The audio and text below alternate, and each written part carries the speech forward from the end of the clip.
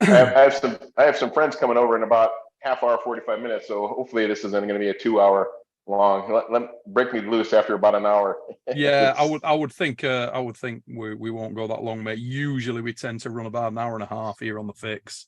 Okay. And then John starts sending me private messages going, Cut it. So yeah. Cut. Right, guys.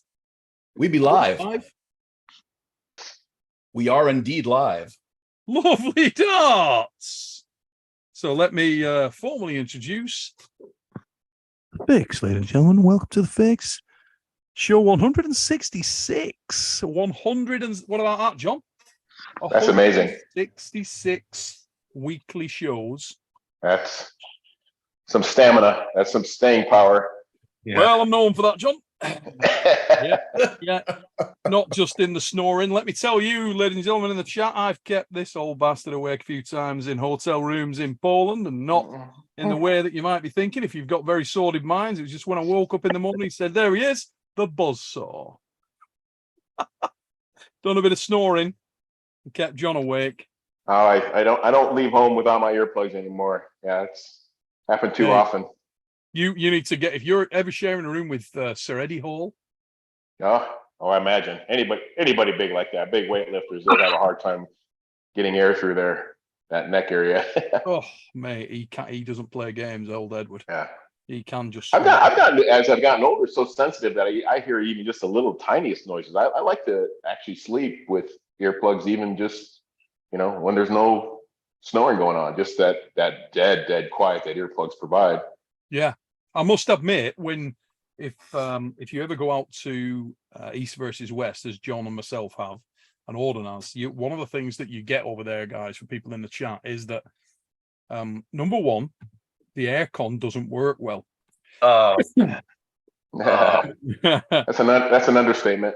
It is literally like a frigging oven in your room, right? So I open the window very wide. And then you've got a secondary problem that probably 4 a.m. or something like that, it's the morning prayer. So the guy goes onto the top of the minaret or tower or whatever, and will do the morning prayer. But you can hear it really loud. So if you're over in Turkey, essential thing is the old earplugs. So you can give it the starfish on the bed, completely lie there like that, get bitten to death with mozzies, and sleep through the morning prayer. And that's how we roll. Top tip, ladies and gents. So we got an initial super chat. Devon's classy fingers come flying in out of the gates with a let's go. Dark card 3 was amazing. Mate, thank you very much. We will touch upon that. I love AOC has put 294005. Is that your pin code, John? Not a clue. Don't answer. Say that again. Don't answer. Somebody's asking me. A pin code for what? Yeah, don't answer that question. I don't know what that could be. Dodgy, but we've had mate, we've had RVJ on this show. We've done all kinds of things. So we don't want to take it there early. So I'm going to introduce our guest, ladies and gentlemen, for anybody who has been living under a rock or is not a fan of the sport of arm wrestling. We're going to start with John Thompson of the Fix Crew in the mother fluffing house. Ladies and gentlemen, next in line tonight, we have a rising superstar from Canada. He is an absolute top shagger, and he's only warming up, and his name is Auden LARRATT. That's right, ladies and gentlemen. Is it? Who would have foreseen Auden LARRATT's rise? It's only a guy that to tell you to go to MaximumBang.com where you can get your autographed rookie card of Auden LARRATT right now. I'm telling you, the Auden LARRATT autographs have been hot, ladies and gentlemen. Have they been selling out, mate? They're flying out the door. I think we got like 5 left. 5 cards, ladies and gentlemen. If you want one, get yourselves over there. Maximum Bang website. You might get a few options when you type that in, but go with it. Be careful. Until you find the right one. And the Auden LARRATT's cards are on there. They are not in any other website that starts with Maximum Bang. Jack Sunahara, cheeseburger brackets, with a little super chat. Thank you very much, mate. Much appreciate the super chats and the love for the channel. Last but by no means least tonight, ladies and gents, we are joined by the greatest arm wrestler of all time. His name is John Brzenk, and he's from the United States of America, and he's older than me. I'm older than everybody. So, but you can't be as old as Engen. Well, yeah, definitely older than Engen. Maybe not Ron Bath. I think Ron's got like a couple years. Ron Bath and Richard Lupkes and Pascal Girard, who is 175 years old, at least. So, John, we're going to start with you tonight, mate, before we get away with the dark card. We're only a week out. 5 days and counting, I think. What's today? Sunday? Yeah. I lose a day going over there. So, yeah, 5 days possibly. So when are you leaving, buddy? Tomorrow afternoon. Tomorrow afternoon. So you're going to be out there for a couple of days to get sort of acclimatized and so on. Is that a good time frame for you? Do you like to get out there 3-4 days early? Is that your plan, or was that just a requirement? They asked, to do some promo stuff and that, but yeah, no, I've gotten used to just staying on my local time, going to Istanbul. Turkey's or Dubai is actually a little bit further out, maybe an hour or two difference than Turkey, but for Istanbul, I've enjoyed just keeping on my own regular sleep schedule, sleeping through the day, and then being up when the tournament starts, and then staying awake through the night. But we'll see how the daylight affects me in Dubai. Yeah, do you like the warm weather over in Dubai as well? I mean, Turkey, Dubai is a different level. Yeah. No, I'm used to it. I think it's actually 10 degrees cooler than Phoenix has been. So yeah, it'll be a nice, cool summer compared to what I've been used to in the last couple of months here in Phoenix. Now, the question everybody wants to ask as every day gets closer, John, is Svoboda, this match, where are you at? We know you've had little bits of issues in the last few months. You've had the worst luck possible in some respects. How are you feeling sort of as we head into the home straight? Where are you at mentally, physically? Mentally, I feel like I'm as prepared as I could possibly be. I did everything I could possibly do. I spent money on the different PT and the therapies, and I've been doing all the things that people would ask of me to do. And I've done NAD the last couple of days. I did 2,000 milligram drips of NAD, the exosomes, the stem cells, I did the needling with electric stim and the red lights, infrared lights, and you name it. I've been covering all the bases. Training's been really good. I've been feeling strong in practice. Todd Hutchins gave me a really fantastic workout. So I mean, I feel like I couldn't have done anything more. There's always the unforeseen things. Like I got a little bug last weekend, and I scared the crap out of me. I thought, oh shit, here we go again. I get COVID, but went and got tested that afternoon and came back negative. So still trying to get over that, but the fever, the chills, the achiness is gone. It's just the typical just nasal and a little bit left in the chest. But I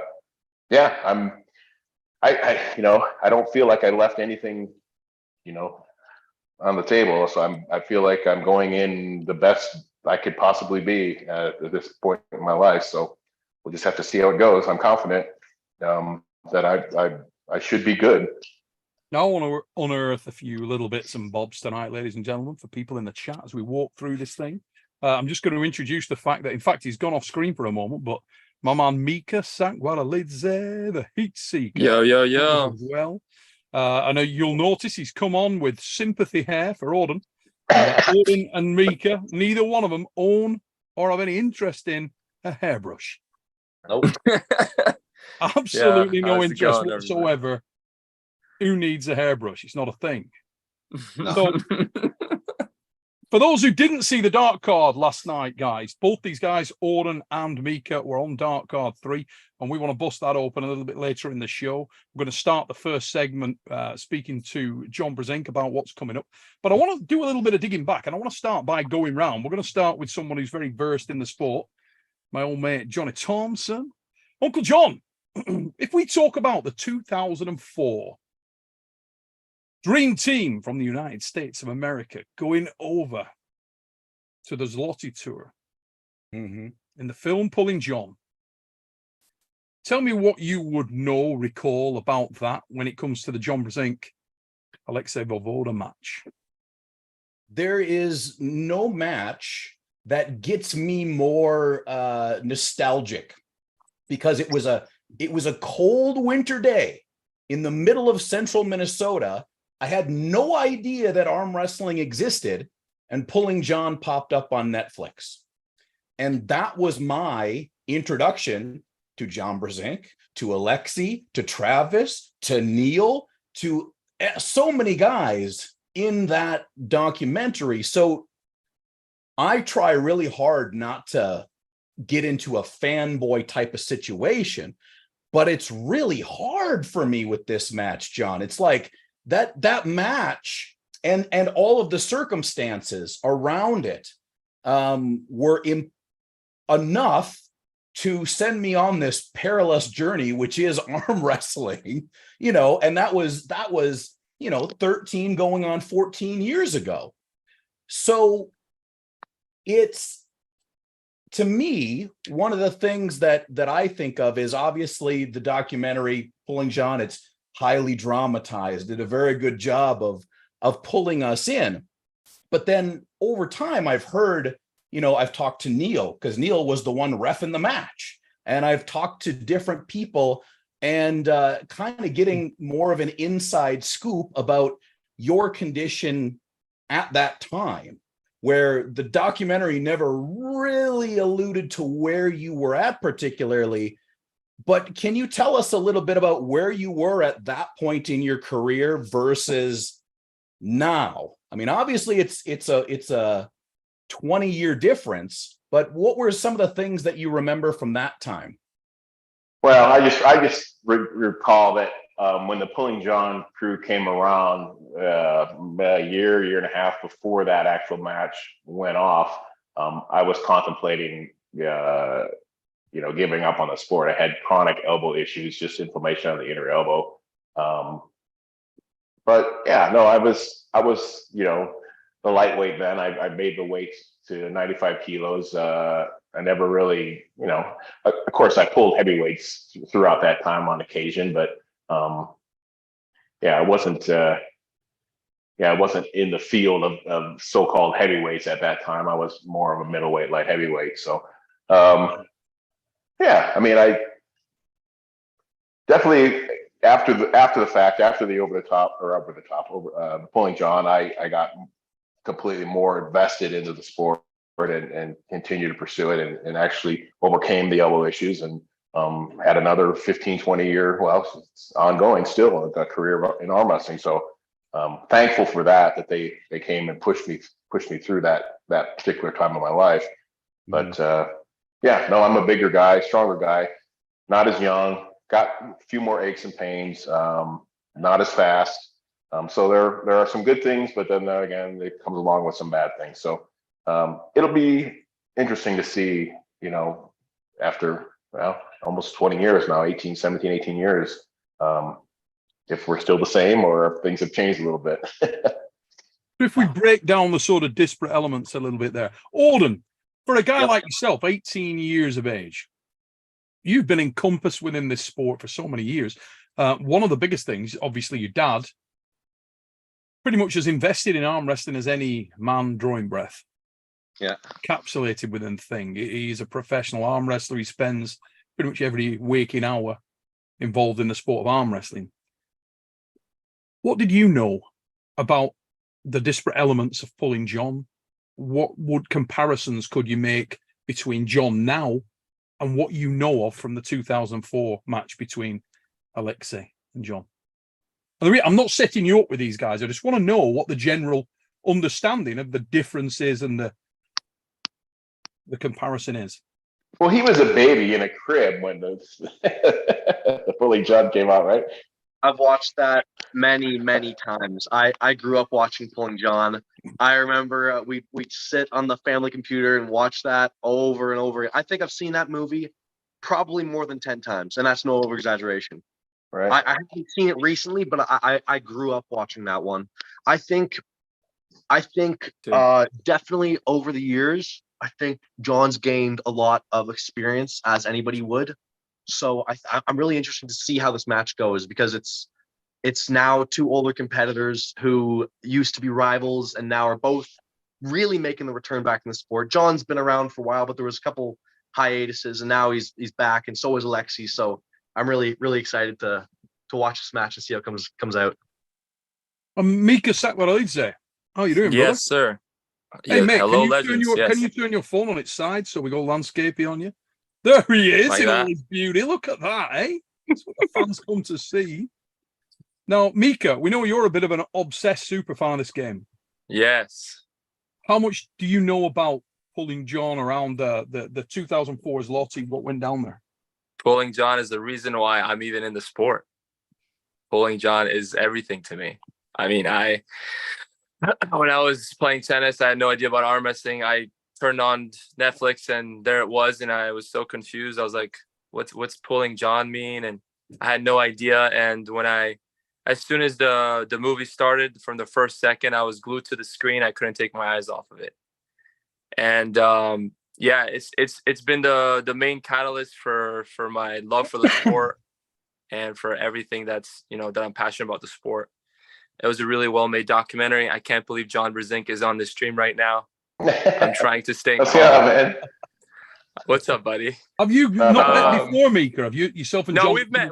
I've met John. I've met John a few times, but it's just, the presence of greatness. It's hard not to be a fanboy, like you said, John. It's really the other John. Thank you. In terms of the match, of course, it's one of the most exciting matches. I can't wait to see it. It's tough because Alexi, John is obviously John, and he's so incredible, and obviously John, you've made an incredible comeback, and I don't get it how you do it still, but Alexi's also very good, and he's very strong, and he's taking this match extremely seriously. I'm sure you know that, John.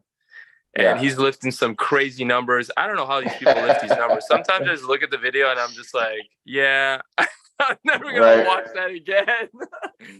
So I'm rooting for you, John. My heart, soul is with you, and I think it's gonna be epic. I think it's gonna be super epic, and I think we're lucky to have Alexei back as well. Yeah, and it makes the sport so much more interesting, getting him in the mix. So hopefully he, if John, you destroy him, don't destroy him too hard, so he has some hopes to stick around. But no, I think it's a great thing for the sport, obviously. Yeah. So if we break down a couple of points of difference, I always get fascinated by comparisons over a given time. And John, I know, is extremely modest, doesn't like to sort of bring up any points which are fair from a comparative standpoint. He mentioned there the fact that John had made the 95 kilo class. I think you weighed in but just under 94, didn't you, that day, mate? Was the weight. So yeah, small version of John. Obviously known John since the 80s, seen him in all different shapes. That was a small and very and I don't know why I decided to even lose the weight to make the lighter class. Maybe it was because Matt Girdner was going over and Travis, and I just wanted to, 209's never been extremely hard for me to make. I mean, even at that time, I was probably walking around at 215, 220 was more of my walking around weight. But it was the Northeast board thing of the dream team, wasn't it? They were looking to cover bases. You had yourself, you had obviously Todd, Matt Girdner, that never really gets any love in the movie, despite the fact that at the time the man was a savage, right, absolute savage. Had blown. Yeah. I mean, this is a guy that detached Ibrahim Ibrahimov's bicep. I mean, unbelievably powerful lad. Actually ended up second to doesn't even show him in the film. Actually ended up the runner-up that day. Second, right? Yeah, pulled Alexi fairly well that day, even. Yeah. Yes, he did. He was the nearest to him, and beat Travis that day. Was ridiculously strong. You had a rocky start. I was going to say you weren't motivated, mate. I mean, when we were champs the week before, you were motivated, but just not not very dominant. I like you said, I even struggled with Andreas Runstrom, right? I think it was first or second match of the day. I was out the gate, those little suckers. Yeah, it's giving me a hard time. So yeah, it was. And the other thing, so you were. Let's get those weights in perspective. So you're in the mid-90s. You got Alexei Vovoda, who came in as powerful as he ever has, weighing 127 kilograms there or thereabouts. Very, very solid individual. Within the super heavyweight class that day, the US representatives were Travis and obviously Matt. Lower down, you had yourself, Todd. Ron Bath was also in there. You and Ron were getting into the absolute thick of things in the weight class. I mean, both of you had dramatic heart-stopping death wars with Vivek and Taras, right? Which don't really, they are shown in the movie, but they're not really featured as just how brutal they were. The other thing that was really apparent that day when you guys met was the whole Russian team strategy thing, where the Russians weren't pulling against Alexei Vovoda. I was obviously refereeing. They probably knew they couldn't. But they didn't attempt to. They even try, yeah. No, they were laying down. Not that it would have made any difference, yeah. But probably just even battling a setup can be taxing if you're doing it 3, 4, 5 times a day. So. And you know what, mate? I actually get it in some respects, because at that time there was a lot of talk around the American Dream Team coming over to kick some ass, and in the Russian side of things, Alexei was their guy that was going to stop that. He was the guy. So they wanted to let their guy through, and so he had the very best chance of stopping this team of killers. Yeah, right. And Alexei needed some, revenge, right? He had gotten beaten by Travis months earlier, so the world. So it was a dramatic situation, but I want to, from my perspective, again, not fanboying out, mate, but you are my friend, and I know you don't say a lot of this stuff, and sometimes I can't help but sort of put the reality of that situation in. Known you for a lot of years, and that was one very you weren't motivated, mate. You were down, a bit pissed off, not really up for it. Felt like you were getting dragged into the thing a little bit. When we were talking behind the scenes, you weren't your vibrant self. You compare that guy with you when we were over in, and you were pulling Dima Kochev. You remember that? Mm-hmm. I mean, night and day in terms of your focus, your prep, level, whole thing. Okay. I mean, big deal. Like, experience did make a difference. I mean, going into the Alexei match with the first Lottie, I mean, I had no idea what to expect. I mean, I've been to Russia before, and those guys were just a bunch of big, not arm wrestlers. The Golden Bear, never had a clue about arm wrestling. So, I mean, I didn't want to come in over prepared. I mean, it was like, okay, well, it's Russia, and they got athletes, but none of them are going to know how to arm wrestle, which was obviously wrong. But learn quickly that they were a true force in the sport. 100%. I mean, that field of athletes from Eastern Europe that was involved in the event that day was really, really severe.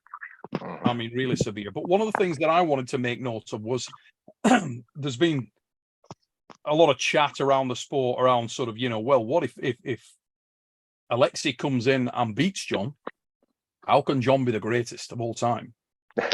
And that grates me really, because it wasn't. He's got to stand.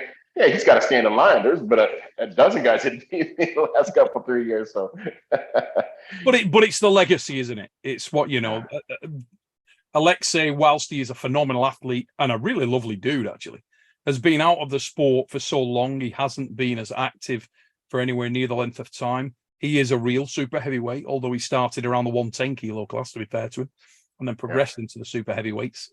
But one match is not going to define you. One match is not going to make you the greatest of all time. No. And he had a very solid period of time within the sport where he was rock strong. But if you then look at the Zloty Tour after that period of time, your notable wins were numerous and against a field of bigger killers than were assembled. It'll be interesting to see what his mental state will be, win, lose, draw, whatever, going forward after this match. But I've expressed my opinion on Alexei. I think he's probably the most gifted athlete arm wrestling has ever seen. I mean, the size, his build, the wrist thickness, his hand thickness, the speed that comes with the strength and power that he has. I mean, the guy's just genetically suited for the sport. I mean, if he would, mentally be there and attack, and not be afraid to possibly lose, I think he could easily become champion even at this point in his life and his career. Guy really is a natural athlete, isn't he? Yeah, I mean, yeah. a tremendous judoka. He then went into bobsleigh, just super well-rounded talent. He really, really is. But what I wanted to ask you, mate, was if you break down what you've seen online, if you look at the big weights and all the stuff that he's been doing, I haven't watched any of it. I haven't watched a single bit of it. Yeah, you're doing the old Muhammad Ali, George Foreman. Yeah, I mean, weights are one thing. I mean, weights don't intimidate me. His athleticism, I mean, just remembering 20 years back, I know it's going to be tough. It's going to be so. But I am kind of excited. I think my style has evolved into something that is going to be a little bit more dangerous for Alexei than what I used to do. I used to do basically what he does with just, good cup, good hot, good side pressure, open, explosive top roll, and creating a lot of position with the hand, with the side pressure, with the hand strength. Because of my shoulder, I turned more into a back pressure posting style, try to really, not quite pull like Travis, but more of a posting style top roll is kind of my thing lately. And I think that's probably going to be hopefully a little bit more dangerous for Alexei than trying to match his side pressure with the strong cup and pronation. So I'm excited to see if that actually can stop at some point. Yeah. How difficult do you think it may be for Alexei to get back into a degree of comfort on the table? We know he's been doing bits. We've seen him on the table with impressive pullers like David Dadakian. We've seen him with a lot of the top Eastern European lads. Yeah. Do you think that he is going to be as well versed on the table? Do you think it's the old riding a bike thing and he'll fall back into his groove? Yeah, absolutely. He's he's bye Cal. My daughter's leaving. Bye Cal. Yeah, no, he's not going to be surprised by anything at King of the Table. He's arm wrestled the elite and knows exactly. He's going to have the confidence to be able to do what he feels he can do. I don't feel like he's going to be the least bit tentative or worried or scared that he's could be put out of position or hurt himself or anything like that. I think he's definitely well seasoned, and it will come in very well mentally prepared. When you break down Alexei's style when he was a younger man, mate, where did he have any weaknesses that you were aware of? If you were looking at you in your prime, where do you think would have been the areas that there could have been something? I never saw it, but I talked with people afterwards that told me that, and it kind of makes sense because it was probably my weakness too at that time. When guys would get him wrist to wrist and stop the match, it negated his that hand width and hand forearm power and the pronation that he was able to get people on their bicep. I heard that Alexei Samarenko did well with him, years after. So from what I've heard, getting him hooked wrist to wrist. But yeah, it's a difficult task when you've got someone his size that's, pronating the way he does. But that would be my thoughts on maybe his hole is that he doesn't have the stamina and the frame and the lock. He relies a lot on his size and strength to go a long match, bone to bone, wrist to wrist inside in a hook. But I'm not that person anymore to be able to pull that off. So I highly doubt that I will go there unless it's absolutely necessary, 4th, 5th round of just trying to do anything I possibly can, if that's the only thing that's left that I can try. Do you feel like you're better now, John, this time around, better prepared, more physically strong than you were considering all those factors in 2004? Oh, absolutely. No, yeah, absolutely. So he's if the same guy that shows up that was in 2004, yeah, I'll be in the match. If he's better, then what can I say? But yeah, no, I'll be better prepared and know, yeah, I'll be better prepared than I was in 2004 for sure. At least I know what I'm getting myself into. Back Mate, in 2004, I had no idea. So many times to guys write you off, and you know, I know you've been on your upswings, I know you've been on your downswings. I think sometimes motivationally as well as where you're physically and so on. But I've given up betting against you, pal. Because honestly, there's been so many times when we've been somewhere having an ice cream the day after you beat somebody that I've been like, how the did you do that? It's happened so many times. Yeah, incredible. So and Yeah. I would, you know, nothing against Alexi, but I really, really hope you can pull this off. I really, really do. It will be just another in a long line of you doing that, mate. And I would love to see it happen. I really would. I think everybody, regardless of what your feelings are towards Alexi Vovoda, I think a lot of people want you to do so.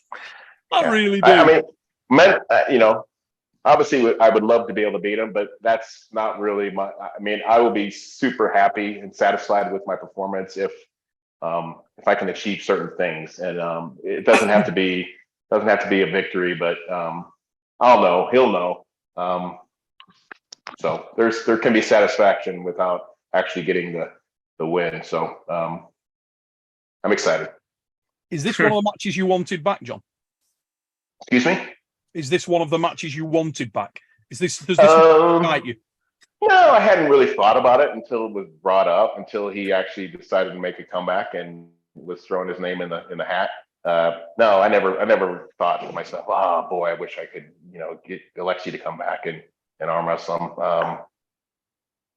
But so the answer is really a short no. But when he's, you know, in the situation that we're in and coming back and he's a little unsure and he wants to test himself out, I'm the perfect guy for that. So we'll see.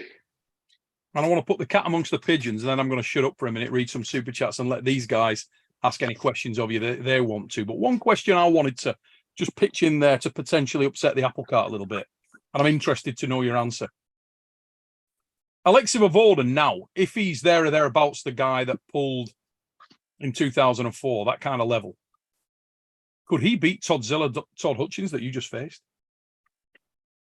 Yeah, possibly, because he's going to be able to do what I couldn't do to Todd, be able to sweep him possibly out of position with his hand size and pronation. I needed to be a little bit more offensively aggressive with Todd. Not that I didn't go in not knowing that what he was going to do and how dangerous he could be. But yeah, I just didn't have it in me to be aggressive with him. That you need to be aggressive. You need to knock him a little bit off center and get him on his bicep a little bit. And I wasn't able to do that. I did my typical rock back and try to gain hand and wrist position, and thought that I'd be able to be strong enough to lock it out and outlast it and bring it back on through like I have the last 4 or 5 super matches, which definitely was a mistake with Todzilla. I mean, Mr. Todd Hutchins is, I think, very underestimated, and he shouldn't be, because he smashed some guys that are on the very, the top of the pile. So, but yeah, Alexi could possibly do something with Todd, just because I think he would be more stable and more aggressive from the start, from the center off. But if Todd is able to stop him, Todd's side pressure is possibly unbeatable. I mean, one of the very best, better than even maybe Devon LARRATT.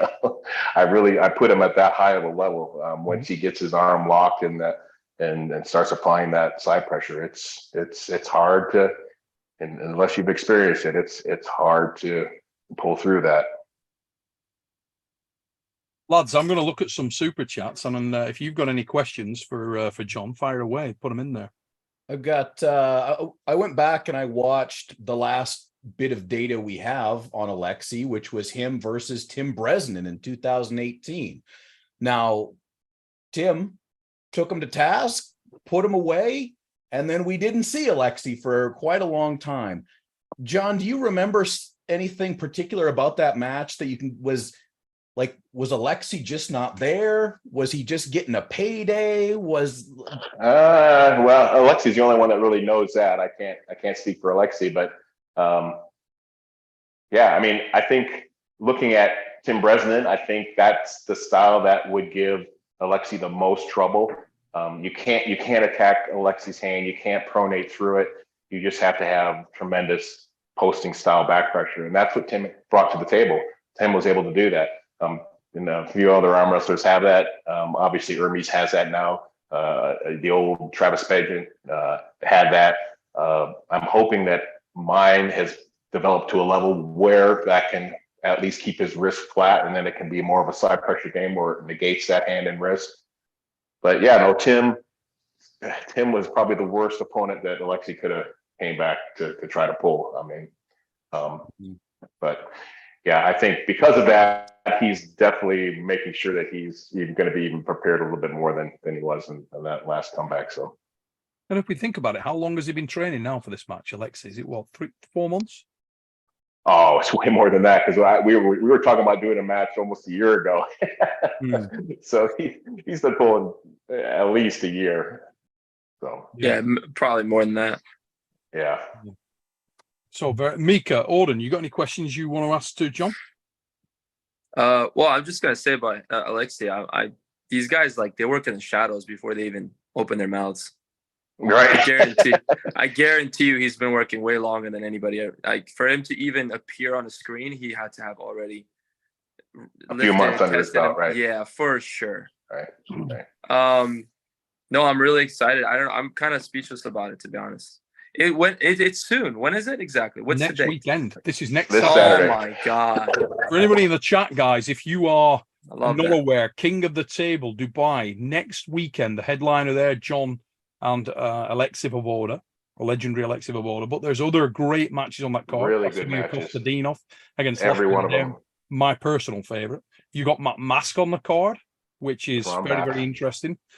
And he will be pulling old adversary, the legend Ron Bath. Those guys have met a number of times. Most recently, I think, was probably WAL. Ron took it on that occasion, and I think I'm right in saying that I don't believe that Matt has ever beaten Ron in super match competition before. Wow. Okay. Could this be the time? We will see. Have you got any inside scoop on that, John? Have you come across Ron anywhere on a table recently? Have you pulled with him at all? No, but he looks to be in good condition. I mean, the last match was probably his Chance Shaw match. Mm-hmm. I don't know. But yeah, no, he still pulls as hard as anybody. I mean, especially that arm strength. His hand becomes a little susceptible at times, which will be the case probably with Matt. But I mean, if they're strapped together, look for that diesel shoulder roll to come in and that press, and it's unrelenting. I'm not sure if Matt's going to be able to, hold that off if Ron gets behind his arm. Auden LARRATT, who you got? In which one, Matt and Ron? Matt and Ron, mate. Where are you going? I gotta go with Matt. I think Matt can take his hand. Yet, like John was saying, the shoulder is definitely an issue, but I think Matt might just be a bit too fast, and his hand might be a bit too much. Auden, do you think Matt can transition once he takes the hand? Because I think he can take the hand too. That's the thing. I think so. I think he can. I think he'll be able to take the hand easy enough that from there he'll be able to bleed. He'll be able to maybe do the rest. Just straight top roll? Really? I think okay. so. It could go either way. I Tough. could totally wrong, but I think he's the favorite in this one. He's gonna have to be aggressive. If he's a little I'd tentative, agree. if he's a little slow, if he thinks he's gonna wait Ron out, that's not a good plan. He needs to be explosive and get rid of him. He's got to go boom, boom. Yeah. So who are you guys? That'll be interesting. Krasimir and Lachlan.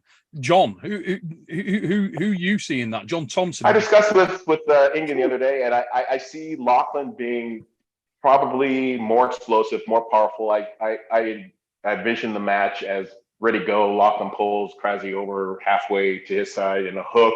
Obviously, it's going to go into a hook, but Krasi has that incredible stopping lock with incredible endurance. So I see Lachlan bringing him over, but not being able to finish, and Krasi just outlasting him. And then So do you think Sure, Lachlan sure. or Crassi is the more powerful puller in that position? Because I think they're both going to find this spot, aren't they? I think Krause is more like Devon. He's going to be patient. He has the endurance card to be able to wait Lachlan out. He doesn't have to be super aggressive to pin right away to the pad. And I don't think he's going to be able to beat Lachlan to the punch when it comes to that. But I think he will outlast him, especially after 6 rounds. Lachlan won't be able to hang with him after the second or third round. I can see it heavily favoring Krause. John Thompson, who you got? I do agree a lot with John. I think that Lachlan needs to do the damage very early on if he wants to have a chance. Now, I've already gone on record. I'm going with Lachlan. I'm not changing my mind because I'm going with my heart, Neil. I'm turning a new leaf and I'm just letting my heart shine out to these guys. So Lachlan Adair is going to take the win, but it's going to be, that could be the scene stealer. I'm telling you, like, those two knuckleheads in a hook could be real fun. You do get the feeling that could be a hell of a match, don't you? You just feel like both guys are going to find their shape early in the match, and we'll really get to know. I was very impressed with Lachlan, and it was nice to see Lachlan get a result on the board out at East versus West, because he's taken his lumps. He's had mixed fortunes, kind of like Matt Mask recently. You're sort of willing Matt to get a win because he's such a great guy for the sport, So that will be it will be nice for that one. I kind of think that John might be right and that Lachlan might outlast him on experience. I think that could be the nature of things, but I'm very interested to see the trajectory that Lachlan Adair is on, because he's one of those guys that's supremely hungry, isn't he? And he's obviously got the strength pedigree. The guy's, I mean, you have to look at him. He looks like he's carved out of frigging marble.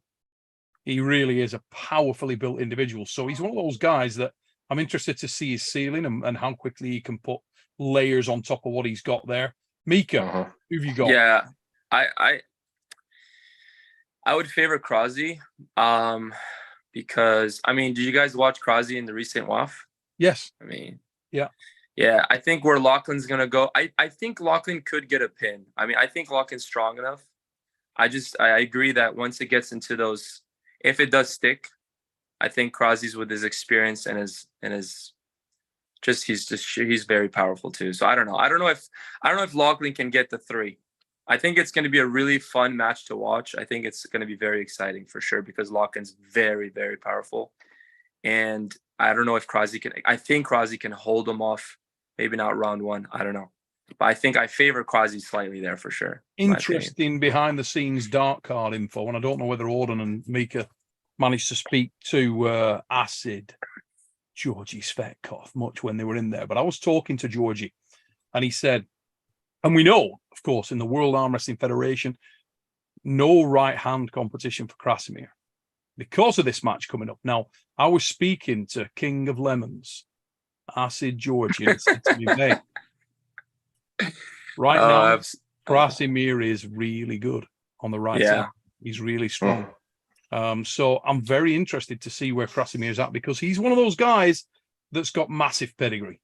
Those guys, if you look back to the prime of Arsen Liliev in Brazil and that incredible match in the final of the WAF, he's one of those guys that now and again pulls out something incredible.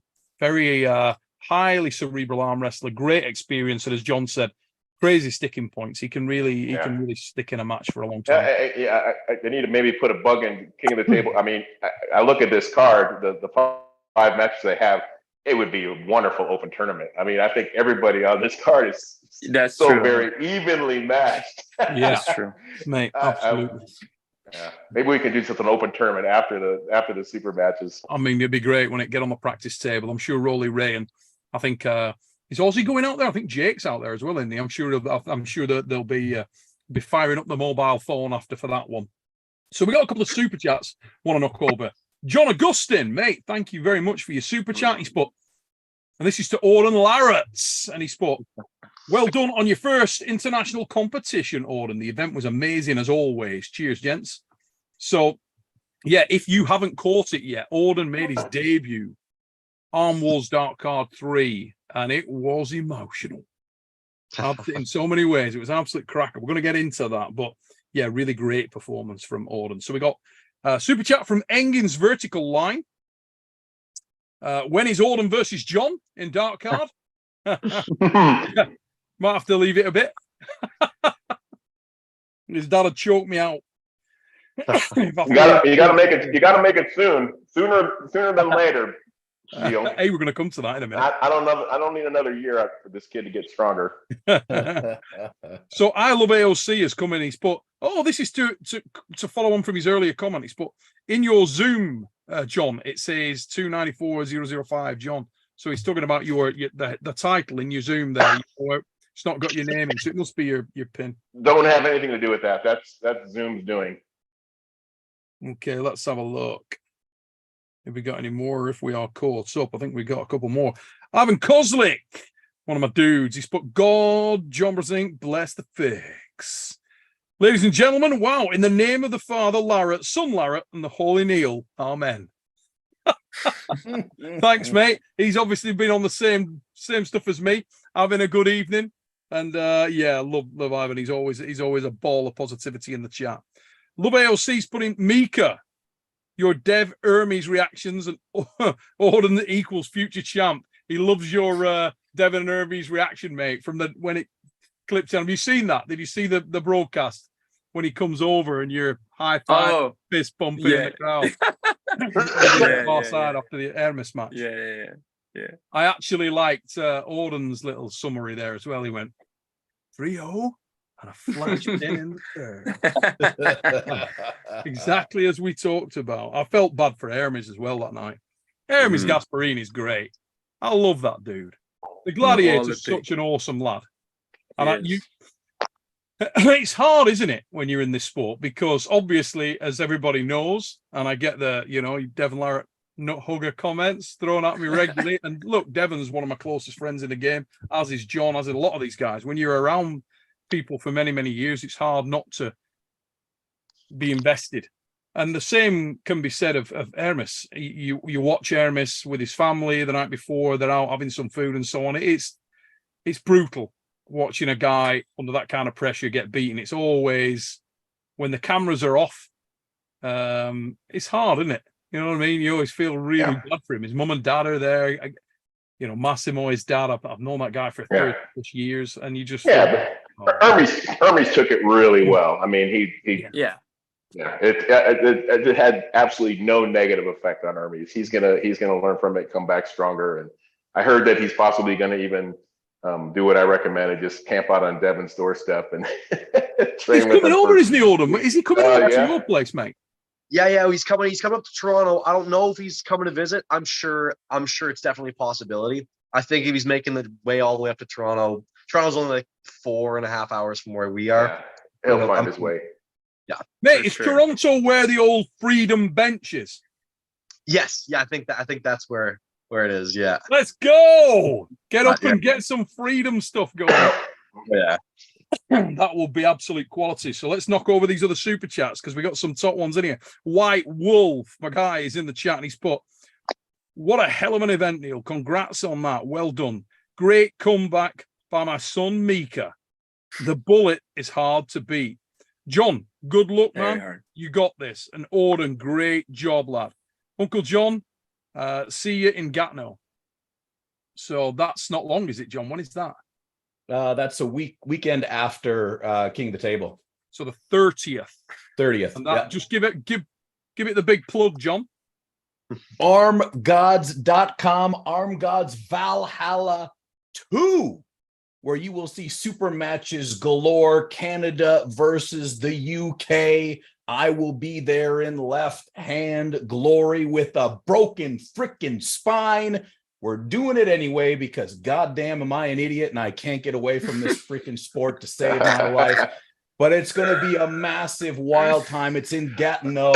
And Auden, I'm coming to your house to drop off some cards and arm wrestle you just so I can get a little bit of that power you picked up at Arm Wars.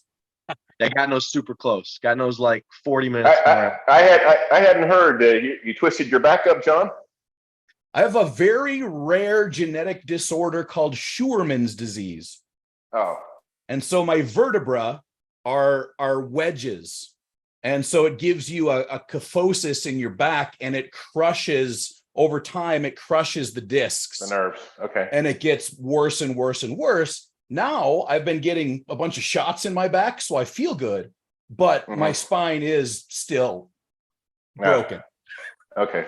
All right. But So is the solution, is the surgery for that the rotor-rooter, where they open up the bone so it's not so much pressure on the nerves? Two shots. Me and Neil are going to be doing a little stem cell reno. Hell yeah. There you go. So we're hoping for Nice. that. Secondary would be rods. Get rodded up through about half the spine. Well, that doesn't sound like fun. Yeah, hoping for not needing to do that. No rods. Yeah. Yeah. So Vitacell Biologics. Good luck with the and stem John are cells. gonna Yeah. go over and get Thank you. stem celled up in October. Part of a project that we're going to be doing, Arm Wars Regeneration. Oh, cool. Bring myself out of retirement. You're gonna come out of retirement? Oh, Mate, I'll tell you what, John Brazing. Let's I wanna see don't be Listen. challenging me. hey, mate, if I can get my ass fit and in any kind of shape to be able to give you any kind of match, what about it? You have in the past. I don't see any reason why you can't do it in the future. I mean, you got no excuses. Get yourself in shape. Mate, would be an absolute honor if you would. I would absolutely do it. You tell me the weight. I need to really cut some weight. Thing is making me pull some lighter guys. So I'm gonna try to get myself down to Dude, I don't the care old, what you weigh. Listen, Oh, I just that's want you to right. be happy and You need to- comfortable. you Come need to in, have we'll that drink a shit. few beers and we'll all go. right. If I can get myself do it. fit, if I'm, you I'm promise not you gonna- don't. You promise you won't hit me as hard as you did the last time and tweak my arm up. It The didn't dark really work arts. though. All I got was the comment, "Where'd that come from? You little That hurt. shit?" That's all I got. And then he pulled me back with a bus back wrist and pinned my ass anyway. When was this? When was the last time you guys arm wrestled? Was it in Nevada? Many times. I think you kicked my ass in Nevada, and I was on fire Nevada. that day, and you still blasted me. So yeah, never was strong enough. But we're both old as hell. Why not do it again? It'd be fun, wouldn't it? I paid good money. So that'd be good. But I don't want to waste anybody's time. I'd have to try and get myself in some kind of shape. But I hear good things about Vitacell Biologics. Those guys have made me an incredible offer. I would love to be able to arm wrestle again. And if I could possibly do that, who better to arm wrestle against than John? Right. So Sick. that would be. Is John is aware of the? I'm sure he is, of the dark arts from you. I developed that a little bit later. So Oof. we'll see. It will be first time out, but believe me, I've thrown the kitchen sink at John. When I was in the best shape of my life, and it was never good enough shape. So, yeah, John is my daddy. There's no doubt about it. So, but I've always loved arm wrestling with John. He's an incredibly fair competitor. He's an incredibly well-rounded competitor. Absolute honor, best to ever do it. So if you're going to test yourself, what a great man to do it with. So Sick. and it's been way too long. I haven't been able to arm wrestle, so I would love that. I would love that. It'd be- How much younger are you than myself, Neil? What are you? I'm Late 50. 40s? Yeah, 50? coming up. Oh, you got your 5-0? Yeah, so Oh, okay. I'm like 8 years behind you. Okay. Yeah, but you're probably in better shape than me. Nah, my cardio is still horrible. Yeah. I mean, I'm good. I'm hitting the arm wrestling hard, but other than that, I don't get out much, especially with the heat of the summer in Arizona. I haven't even been able to get on my bike, so my cardio is definitely suffering. What I need When to do, I, I need to get one of those bloody electric bikes that you've got. Get some Yeah. weight. Yeah. Off. Every time I get my oxygen level tested with my, the old oxygen finger thing, it's 93, 94. They look at me like, "Are you okay?" Oh yeah, that's my norm. So let's knock over some more of these super chats. Silky Wilkie's just come in with one, and we've got more queuing up as well. but so proud when Devon managed to find a way to claw back the press on Georgie. He's definitely been learning from his son these last few months. Odin, you had an awesome match. That transition was beautiful and hard fought. Best moment of the card, barring the loss. That last round was awesome, wasn't it? I mean, Yeah. no, it was really good. Yeah, it's really good. A lot of fun. You hit A lot of people thought like a lot of the club arm wrestlers and friends of mine, and they knew you were gonna go over to Arm Wars, and I think one of them even arm wrestled you a little bit, and he was like, "Man, I hope Auden does really well, but isn't that crazy that he's going to Arm Wars? I feel like he's gonna get run over." And I'm like, I don't know. Arm Wars is really rough, and I also thought it was going to be really, really, really hard for you, and just the way it went down. I don't want to, spoil anything, but it was quite fun and impressive for sure, to say the least. Did you wait, Auden, did you think you were going to do that well? I wasn't sure. I didn't know the guys. I didn't really know. Yeah. And the thing is, at my age and like level in the sport, I'm getting so much better like every single month. So I didn't know where I was. And I get that. I thought I could maybe beat Chris. I wasn't sure about Emil. So it did kind of go how I thought. And Neil's like he's pretty established. He's not new at all. He's been around and he's very good. Yeah. So for you to do that, it was crazy. Ton of experience. Trip War 030303. What's the camp with Engin Noteful, and what did you learn, Odin? Oh man, I learned so much with Engin. Engin is an amazing arm wrestler. I spent so much time with him like every single day, and he just taught me basically everything that he does to train. Like every single exercise, little notes he's picked up along the way, and then table a bunch as well. I learned more than I'd learned like in any week ever with him, I think. Did you try the pronation machine? Yeah, I did. What did you get on that? What did you get on that? I didn't do like one rep. I do like just like a, you volumed it? Yeah. It's a good one. It's fun. It's fun. I like that machine. It's a cool one. And Engin is so strong on that. Oh, he's mega. Engin's looking solid. Yeah, he is. He's good. Yeah, watching him train, he send me little clippets and watching him do his stuff. And that's nice to see, because the fella is the most obsessed arm wrestler in the history of the sport.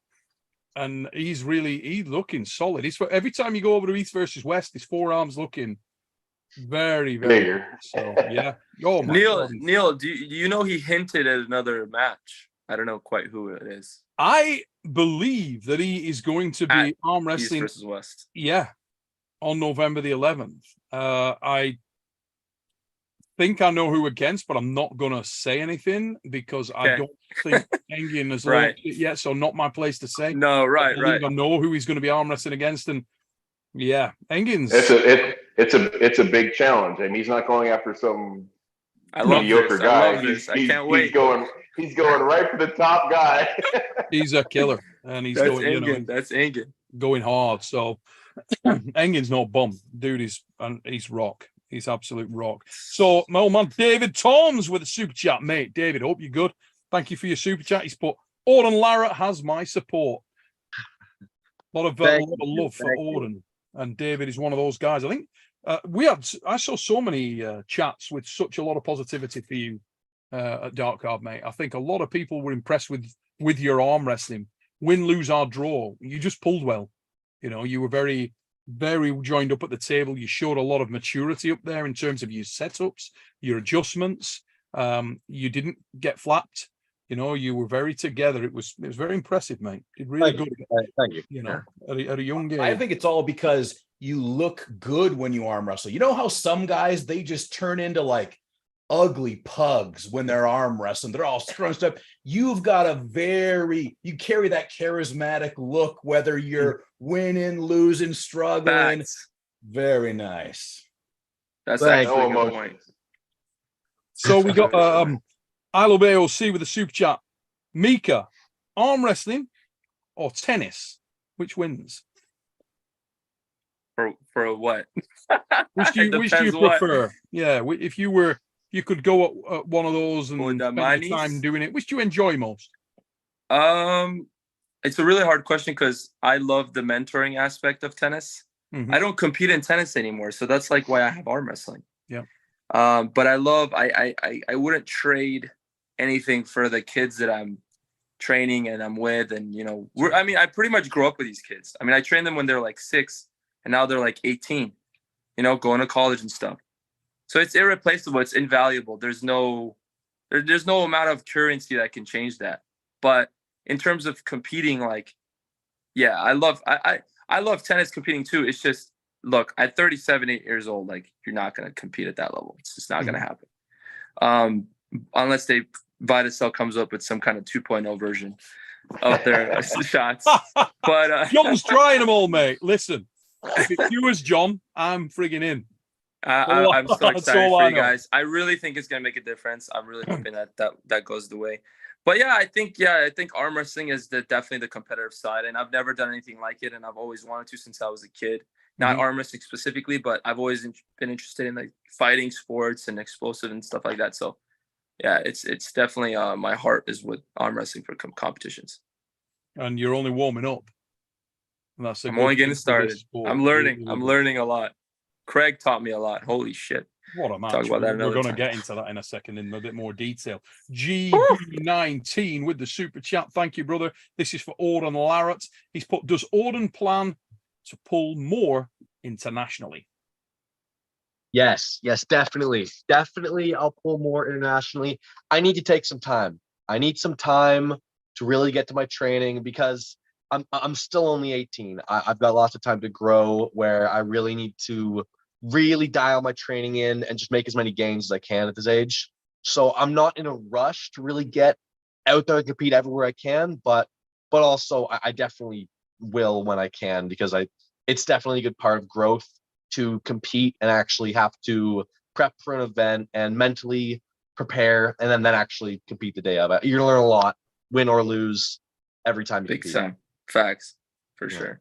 And Auden, it's interesting. You said you're not in a rush, but everyone out there should be in a rush to MaximumBang.com to get the very first rookie Shameful card plug. of Auden Larratt. That's MaximumBang.com. Move the card over, John. John, move the card over in the middle. I only see it. That's Look at that. lovely. Look at that. That's Autographed. Oh, it's glorious. Front, back. It even comes in this glorious case. Look at that. Glory, I'm telling you. I love it, man. Carolyn Looms in the Perfect. super chat. Carolyn, Uncle John's biggest fan, is in the chat. Dearest Neil, I hope you Vitacell, hashtag Paul Maiden, hashtag FTG. FTG, what is that? Hashtag FTG. Fuck those guys. Is that what that is? Yeah, Is that what that is? that's what Cobra tells me. Oh, mate. Absolute quality. Carolyn, love her. Love you, Carolyn. Absolute quality. Yeah. That's funny. So let's have a look. We got a couple more super chats. I saw Joey Just a Foul is in our chat as well. Love him. Love a bit of Joey Just a Foul. Super foul. Super foul. Leah Robb, the arm wrestling artist, big fan of Mr. John Brezink, is in our chat, and she's got a question for John. Thank you for your super chat, Leah. And she's put, John, when other pullers are sick or injured, they cancel matches. What makes you pull, even if you've just got out of your sick bed or the snow bed? Well, there's a lot that goes into setting these matches up and promoting and coordination. So, I feel like it's just not my place. It's impossible to let these people down. I mean, once something's been set, especially, months in the work, I just got to go through with it. I mean, suck it up. I mean, it's part of the game. I mean, it's, you just got to play the cards that are dealt to you. So I don't, honestly, I don't think, other than, the first week of when I had COVID in December, I definitely couldn't have pulled. But other times, it's just an irritant. I mean, it's just irritating. Sinus and chest stuff. I honestly don't think it really affects the quality of my pulling. So just deal with Let's it. be honest, mate. I mean, it always grinds the living daylights out of me when you get people that are negative against your continuing to pull. Obviously, I understand their arguments, and some of them are big protectors of yours in that they don't want your legacy damage. But let's be honest, the matches that you've not come up trumps in have been against absolute killers. I mean, let's look at that list. You've got Toddzilla, who's an absolute monster, elite level freak. You've got Kurdigali Ungabayev, who pound for pound may be in the top 3 arm wrestlers in the game. I mean, the guy is a magnificent puller. Absolutely on the pinnacle of his career. He's amazing. And you're right there. In fact, I get he might have won that. Like I said before, I get a lot of satisfaction whether I win or lose. All those matches where I fell a little short, I left happy as hell. I was very pleasantly satisfied with my performance. I mean, other people would say, "Oh, you're a loser. You lost. You need to hang it up. You need to retire." But no, it put a smile on my face. So screw them.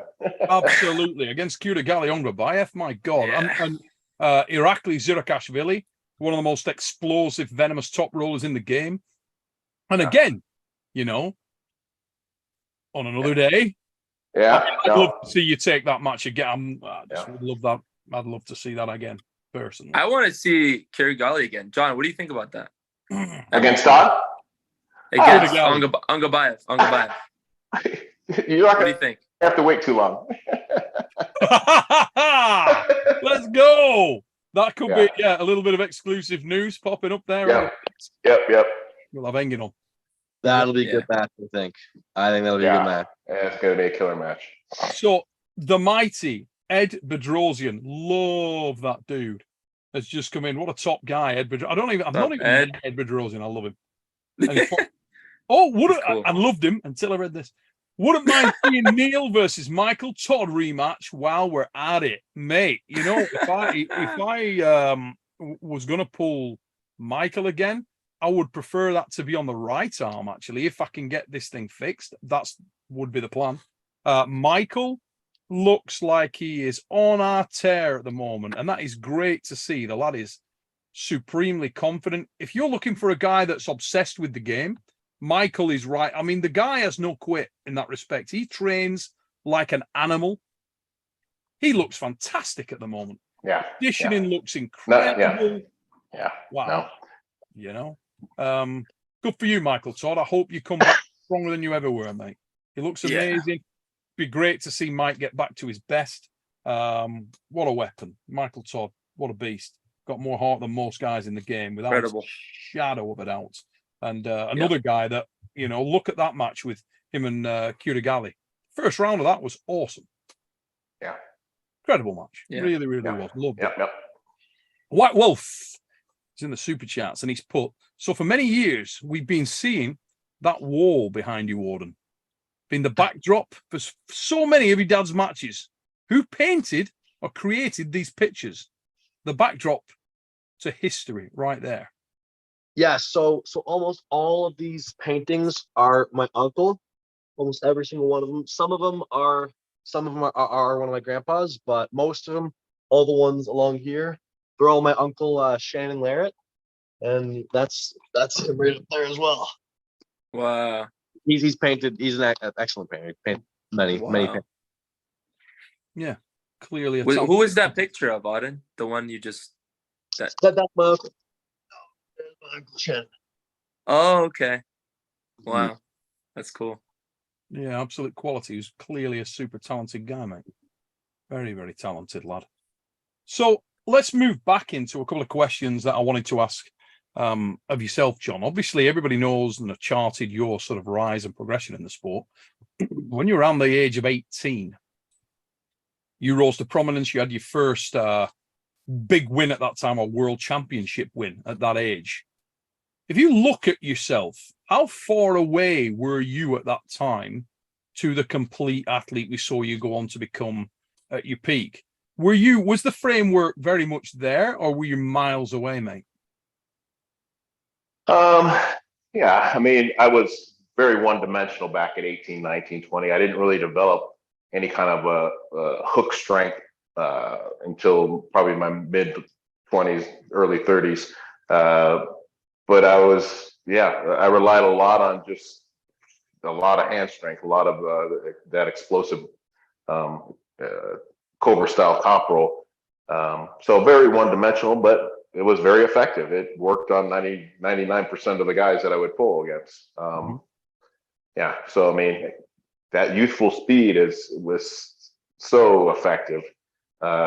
Obviously, probably half the strength I am now, possibly, honestly, half the strength, especially if you're going by just size. But just to be able to mentally engage 100% of the tendons and that at that age is it's the difference. I mean, I would trade 20%, 30% of my muscle gains throughout all the years to have that neurological that nerve that connection back to be able to go boom, to hit, to punch. How many times have I said that? And people, you're even yourself included, you're like, you just hit harder. Well, it's easier said than done at our age. I mean, yes, I know I want to mentally do that, but the connection just isn't there anymore. I get it, mate. My God, do I get it. It's like you wish that you could do what happened to that guy. I mean, looking at you, even right up to the sort of Yukon Jacks, the 95. I always remember one match that was, I mean, you pulled a lot of great matches with a one that was an absolute masterpiece. You probably don't even remember it, but I was standing 6 foot from the bloody table watching that thing and was like, oh, that was smooth as silk. And it was New York, Yukon Jack. I want to say, was that 94, 95? 95, maybe Yukon Jack, under that bridge thing where we were bridge. And you pulled Johnny Walker. Bill was in that class. Well, my mate Lee Holland was in there. Right. You pulled Johnny Walker and you hit into a hook, caught him in the defensive hook, high hook, and then smooth transition after baiting him a couple of times. Johnny was so powerful to the side. And then can opener straight over the top of the hand. It was the easiest approach against Johnny. You couldn't, even to this day, I don't think I would have the courage to match Johnny's hand and wrist and side pressure hitting outside with a top roll. So I learned that from experience. It was so much easier to absorb his sweep move with driving down onto his wrist, going into the hook. I mean, it was still tough to beat him in a hook, but at least it negated that powerful side sweeping straight hand move that he had. That was a purposeful move that I learned was effective against Johnny Walker. That time your speed of reaction was it was first class, mate. I remember on the practice table that day just mucking about. Remember how strong Gary Goodridge was that day? Oh, of course. Yeah. Holy shit. I went on the practice table with Gary after that match, after that day. I pulled with him afterwards a little bit in the hook and I hit into him a little bit too aggressively and my tendon actually made a noise. It popped. It went, and I thought, oh my goodness. I thought there'd be some movement in that, but there wasn't any movement. It's like, wow. I'm glad you said that because that's made me feel better. Because, mate, that I couldn't do shit. I couldn't do anything, nothing. I know. Oh God! There's been a couple instances where he's been super strong. Never forgot that. He felt incredibly strong that day, unbelievably powerful. Couldn't do a bloody, and he didn't particularly have a big hand. Didn't particularly have anything that should have been that intimidating. But oh God. Yeah, absolutely remarkably strong individual. Gary Goodridge, 95 Yukon, freak. Humble. And 96, he was Venom as well. It's absolutely ridiculous. Speaking of Gary Goodridge, last week, John, Neil and I were discussing some new footage that was come up on Scott McGinnis's channel, Arm Sport Videos, from Super Bras de Fer in, I believe, 1991. All right. Neil remembers nothing about the tournament except for the fact that Nancy Locke had the number 1 painted on her ass cheek. Yeah, that was a difficult turn. I don't know where was that located? Was that that wasn't the Amos? That was the tournament, Bercy Stadium in Paris, mate. France. You're talking about the Paris tournament. Okay, yeah. It was a hell of an event. Cobra, Sharon. Yeah. No, they had it in an official hockey Arena. stadium, right? I mean, That's right. venue was Bercy. way too big for arm wrestling, but Oh, yeah. no, it was cool. Yeah, that match, I still, to this day, that match with you and Gary at the end, that was weird. But anyway, Wicked. Gary was phenomenally strong that day, though. It looked really, really good. I mean, because he went through Sharon like no problem, and Sharon Pretty easy, yeah. ridiculous, So I always remember Cobra that day was very, very good.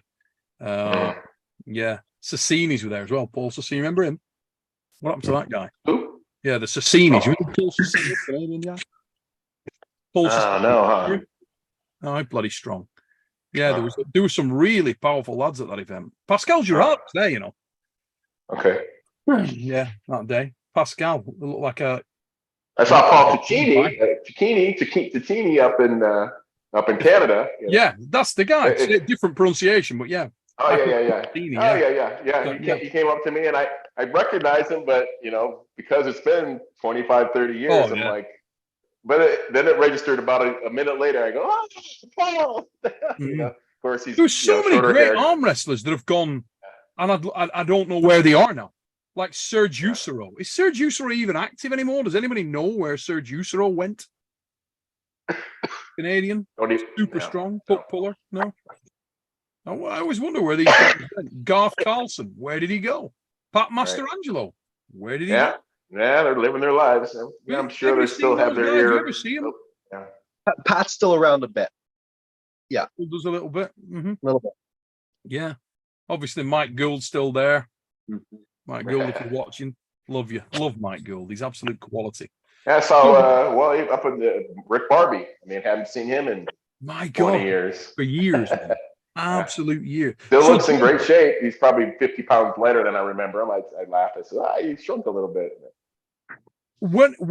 I know are you able to give us any insight on what you said earlier? Because we've had a couple of little private messages come in there about are we allowed to talk about the lineup at East versus West on the 11th of November yet? That sort of background. I think probably Ingen is just trying to not take away from the focus of King of the Table. So I think that's the only reason the only reason he's not announced it. I don't think he has any problem with throwing a few little hints out there, but bunch of great matches, really great matches. Absolutely. Well, wait, but you wouldn't expect anything short of Ingen. So, but yeah. So out of respect for King of the Table, we'll wait for that. We'll keep the focus on King of the Table for next week. John, how long have you got, mate? As well, it's 10 minutes to 11 over here. Have you got any? I need to get off. Yeah, I got friends have been here for about a half an hour now, so I'm being. Listen, John, thank you for taking the time out, mate. A pleasure as always. Always great to have you on the show, brother. Safe journey over to Dubai. Keep in touch. Hopefully, if I survive, I'll be on your show in a couple of weeks to explain. Go, John. All right, thanks. Go, thanks, John. guys. Take it easy, Appreciate it, man. All right, take care. Easy, John. Take care, buddy. Yeah, going to be an interesting one, that, lads. That is, I couldn't wish him any more luck, if I'm perfectly honest. He sounds pretty confident. Yeah, I hope. I mean, there's a lot gone on for John recently, health and stuff, and he never will. He's just, all gears. He's always like, I can't ever bet against him though. I'm sick of doing it. The amount of times when we've been, in a hotel room, and he's, I've said, fuck it. He said, "What do you think?" And I'm like, Jesus, man. Oh no, tomorrow might be rough. Well, just remember this. In 2018, I know that arm wrestling was in a very different place, but nobody gave Tim Bresnan a shot. Nobody gave him a shot. They thought Alexi was going to plow through him like nothing. And guess what? That was a very big ruined day for Mr. Vovoda for one reason or another. So I'm just saying, I am on the GOAT train. Oh yeah. I would. I mean, I'm biased as hell. I want John to win. Your head says Alexei because he's come in with excellent preparation. The guy's a world-class athlete, excellent arm wrestler with real pedigree. Do I believe that his best is comparable with John's? No, I really don't. I think if they come in and they're both in the best day, John runs him over, with the greatest of respect to Alexei. But Alexei is a weapon and he's ready, and it'll be bloody interesting. I've seen Alexei prep him with, and I'm trying to do the sort of balancing scale thing, like with Orden's matches where I'm weighing up, okay, Orden's here and I'm seeing what he's doing here and I'm thinking, what about this guy? And you're trying to make the strands meet, and it's black arts. It's bloody difficult to do. Difficult to do. But do any of you have the gut feel that John might pull it out of his ass again? I don't know. I think we haven't seen a lot of Alexei recently. Like, I haven't seen him on practice videos, and his lifts are just stupid. He looks stupid lifts. Horrible strong. Like, insane. You guys see that pronation one where he does forget it. What is that? Yeah. So his physical strength is ill. Oh man, nuts. But sometimes it doesn't translate to the table. So I'm really excited to see if John can maybe find a weakness, but it's going to be a tough match, I think. I would like to see John just have a go in hook early. Hook, really? From what he was saying there with the whole wrist on wrist thing, but the problem is his shoulder robust enough to do that now? That's the shoulder thing. That's what worries me. That if he goes diving in there, he could write himself off if it doesn't work. I want to see a King's move. I want to see John drop into a King's move and crack him. Does John actually have a King's? Oh, I'm not sure. I don't know. I mean, I've never, but I know that he messes with stuff. I know when Ryan went to his house, he was messing with bits of, no word of a lie. That would be piss funny. I don't think that's going to happen. No, but that would be incredible if it did. Oh my God, I would. Yeah. I mean, the world would just, I don't know. Worth it. Clarification. The Bresnan Vovoda fight was actually 2016, February 26, 2016. And on X Sport News, they did a poll, and 49.41% of the voting populace, which was over 1,000 votes, had it 6-0 for Alexei. Oh, wow. Yeah. 2016. Yeah. 2016. Yeah. What was Tim ranked back then? I think he was he was solid. He was pretty good then, though. Yeah, he was solid. Yeah. Tim was always that guy that was not the very best, but he was always like, you don't catch him on a bad day. Yeah. Yeah, definitely. So sticky, great arm strength, didn't have a big hand, but great back pressure, mega back pressure. Very awkward to pull, very sticky, super strong. Love Bresnan as well. Good lad. It's Tim. Yep. Yeah, he's a good dude. So we got another super chat from Trip War 0303. He's put, would John win all the matches he has lost in this year if he was 40 or the age he believes his prime? John, hold that wrist, wait, bend, and win. This one, please. The word decimation comes to mind for me. Absolutely, he would. The 2006 version of John would absolutely batter the matches that you're talking about there, in my opinion. I think he would murder them. That's my genuine opinion. You look at John when he pulled Ultimate Vegas 06. Oh, God. He was rock strong at that time. So, yeah, when he pulled against Dimakochev, he was ridiculously strong. I think when he was at his peak, extremely dangerous opponent for those guys, because where he was at his strongest would close them down.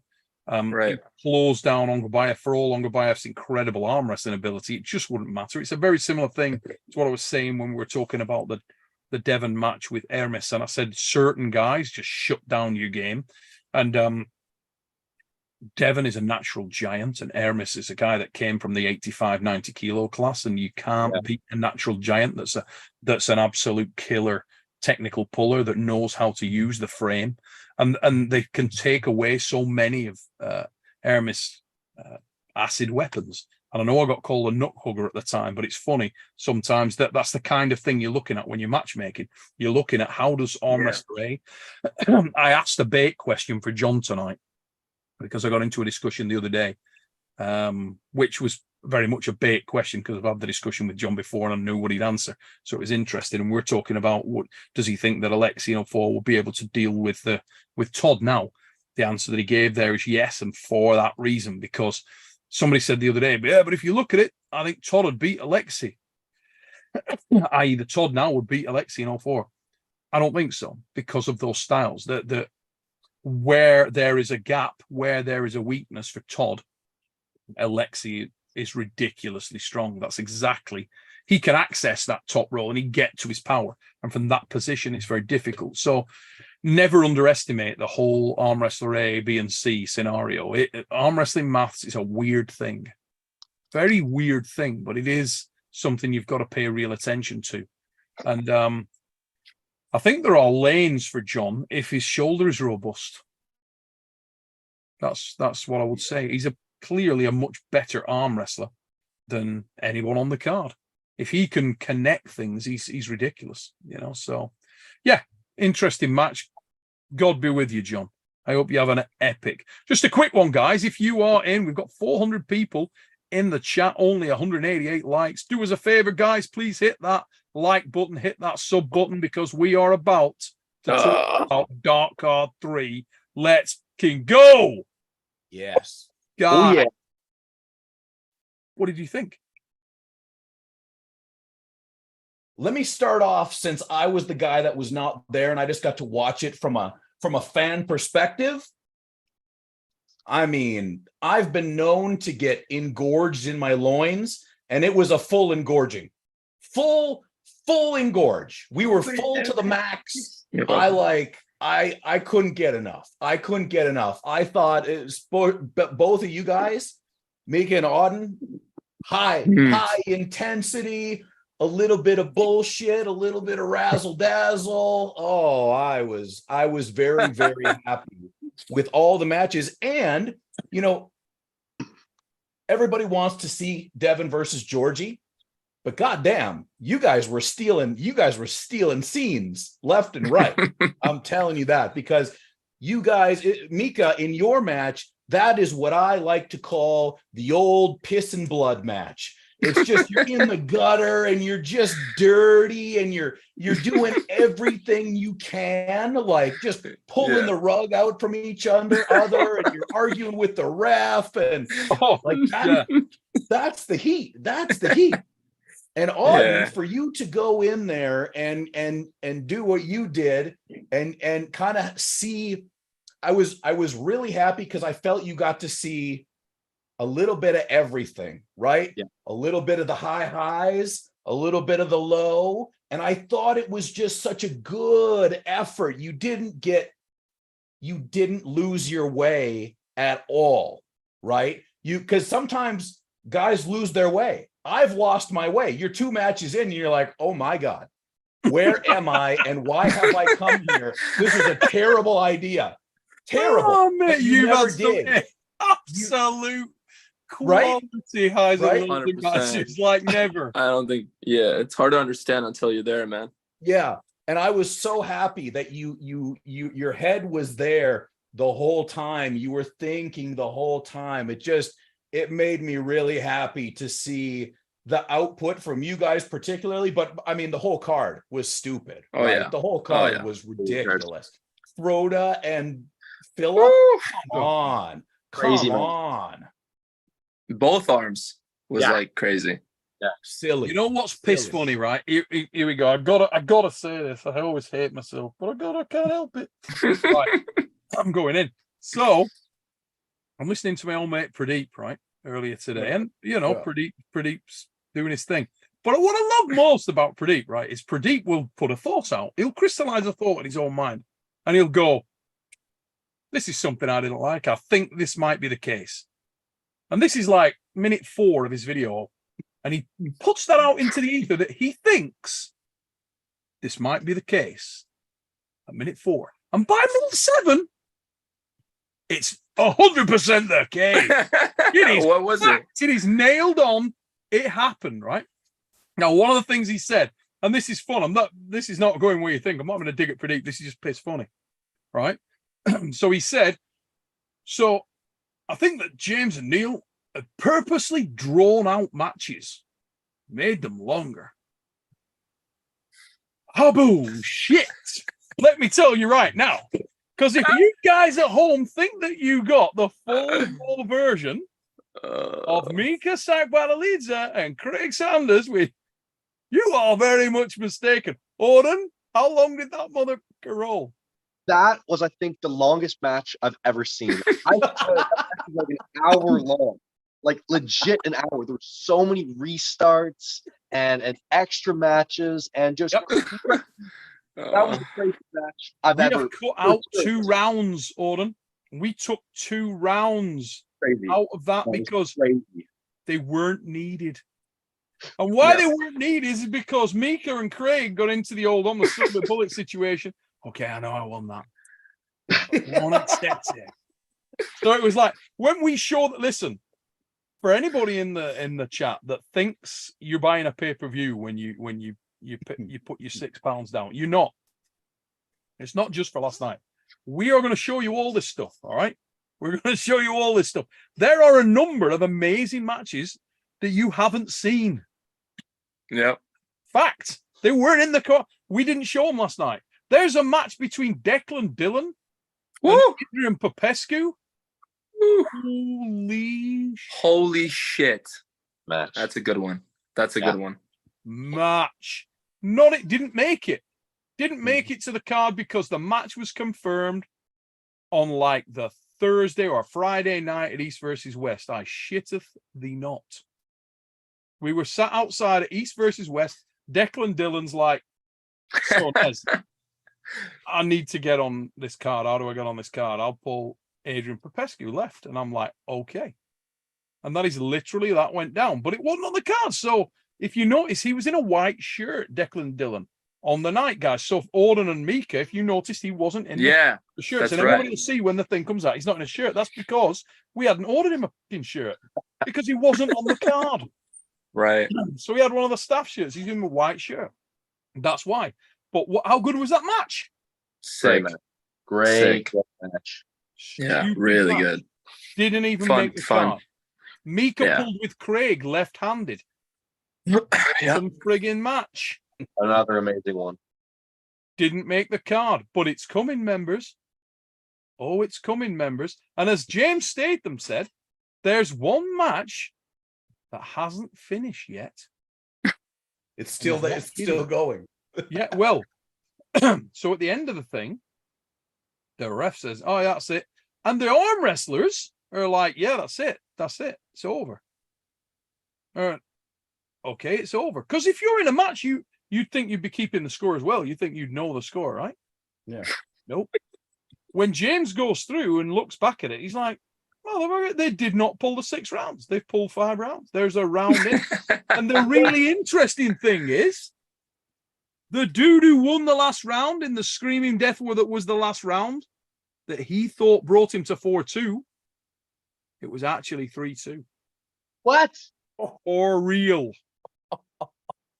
It is not in the show. For real. And nobody more shocked than myself and JCJ Wank. It was one of those behind the scenes moments when Wank calls me up and he goes, oh my God, Fatty, you know, I've got to And I'm like, what? I thought something. And he's like, one of the matches not finished. I'm like, shut up, you tart. He's like, it's not finished, Neil. I've checked it like 3 times. And when he says he's checked it 3 times, that's a legitimate check. I always go, because I'm like, you know, when your mum will, I'm like, check it again. And a minute later, he rings me back and goes, I've checked it again. It's definitely correct. And I'm like, oh, shit, because I hate when he does that. Particularly when I've said something and I'm wrong. That's when I really hate it. And he checks it and it's all there on camera. And we're like, okay, so yeah, one of the matches isn't finished. So there's an immediate rematch. Guess which match it is, guys? Declan Dillon, Adrian Popescu. No, Oh my! and when you Wait. know the Did we- circumstances of that match, Wait, did we all get tranced? Because we all thought it was over. everybody Everybody. thought it was over. And What the the one guy I blame the most, well, actually the two, apart from myself, because that's disgraceful and not allowed to happen. How can the competitors not know? If you're in the fucking match, I can't remember a time in my life Oh my and god! I didn't know that. If I'm the dude and I'm going balls out trying to win, and somebody says, "Well, you lost," and you haven't pulled that, you'd be like, "No way." Can you imagine pulling that shit on Devon? No. He forgot in his match. He thought it was done when it was the 5th round. Did he honestly? Yeah, he's He like, did. yeah, it was I done. remember. Holy shit! Oh, wait, Talk about your all-time backfires. Must have been something in the air. Dark Art 3. But all I Well, know the thing is, Neil, the thing is, we were all the matches were so brutal No. that at some point we all became like delusional. I think it's like we were just all in a different place. Like I remember after my match with Craig, I went to the couch because I wanted to see all the matches so badly, and I literally couldn't stay awake. I had to take a nap. I was done, dude. There's no freaking way. I was just like, yeah, sure. Done. I was confused as shit. I mean, I've had some weird stuff go down. Like one time, me and John went into this parallel dimension at Reality Check, where there was just me and John there, and we went into this room where John was having a melt at the back of the stage. I went over there and it was like chalk dust everywhere. I was like, John, you may die in a minute if you don't. You're like, what's happening? And John was somewhere else. I don't know where John was, but it wasn't in that room. It's a different experience. Arm Wars is it's not just arm wrestling. It's something else. It's weird. Jordan, It's unless you've done it. Yeah. What was your? I mean, this was your first ever experience of Arm Wars. The floor is yours, mate. What did you think of? Going. What did you enjoy it? What did you think? It was amazing. It was really special to me. I learned so much that day from how the production happened to how my matches went. I really rethought almost how I completely think of arm wrestling, from you teaching me, Neil, to thinking about my matches and thinking about what I could have done better and where I was good, where I was bad. Everything about it was such a huge learning experience, and just really, I think I couldn't have asked for a better way to initiate my arm wrestling debut, really. Mate, that's great. Yeah. You know, one of the things I loved most about Dark Card 3, honestly, was the interaction with you and your dad. Like, actually, it actually had me emotional at one point, genuinely, in the matches. I was in my own little box, but I was just watching you in the corner. And I thought, that's fucking great. I just liked it. I loved it. My boys were at the event watching, and my youngest son was friggin' obsessed with Odin's matches, right? I'm not kidding, wasn't he? It was ridiculous. Oh yeah. It's coming over, he's like, Is Odin on again? "Right, be on in a minute, mate." And you know how kids are. 2 minutes go by. Dad, is Odin on again?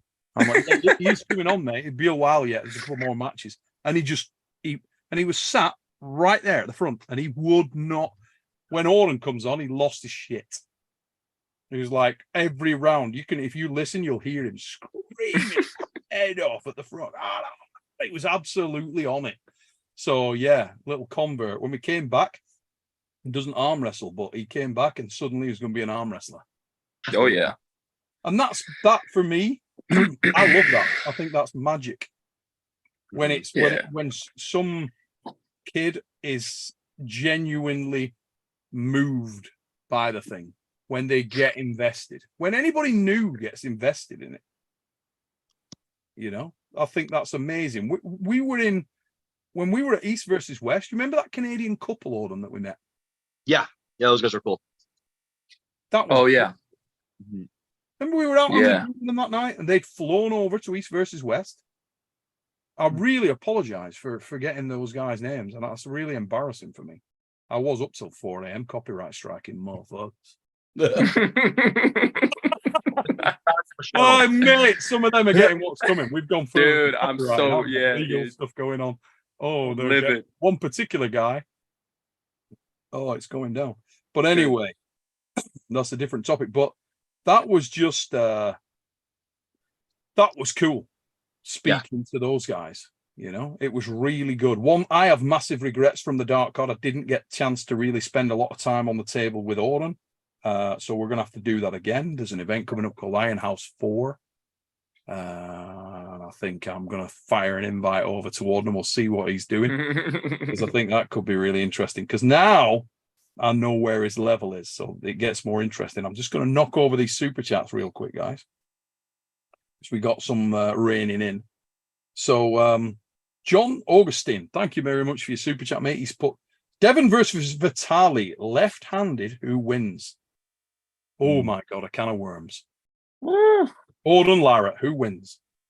I think Vitali's got him on left. I think like my dad really doesn't train left. He doesn't. Georgie was, yes, it was 6-0, but it was super close. Like closest match I've seen from him in a while that he's won, I think, like at least that I can think of recently. But I think Vitali is a bit too much. Like unless somehow my dad can gas him out. Well, but my dad's endurance isn't there in his left. It's not. It's really not. And Vitali's incredible. He's an incredible athlete. And his arm's about 7 inches longer than That's the thing. yeah, That's the but thing. That's the thing too. excuse me. So Mika, who've you got? Yeah, I'd have to agree with Auden, but I would still want to see it really bad. I think Vitali should have that one on the left. Yep, I think so. And Uncle John, who you got? Well, it depends on the forms of Larratt, right? Because against Georgie, we saw this very high game, right? Both those guys were low down. They were just rising, and just trying to get that little bit on each other. I don't think that's going to work against Vitali. The question is, can Devon do something else on his left that we did not see against Georgie? So if that is Devon's ace, it's going to be a real tough one for Devon. If he can change forms, if he can go somewhere else, if he can do something different to take away that the advantages that make Vitali awesome, like Vitali is, then there's a shot. Yeah, the gas tank thing's a really important one. Mm-hmm. Yeah. Yeah, that for me is very, very interesting. And there's another guy that I've been corresponding with today, because there's a number of matches that I'm thinking to myself, okay, where next? Because your dad poses problems like that. Well, I've had him for 20 plus years now, where he goes on these weird trajectories and you wonder where you wonder where his arm is, and he's not sure. He's very open with it. He'll tell you, oh, I'm not sure. It's not at its best right now.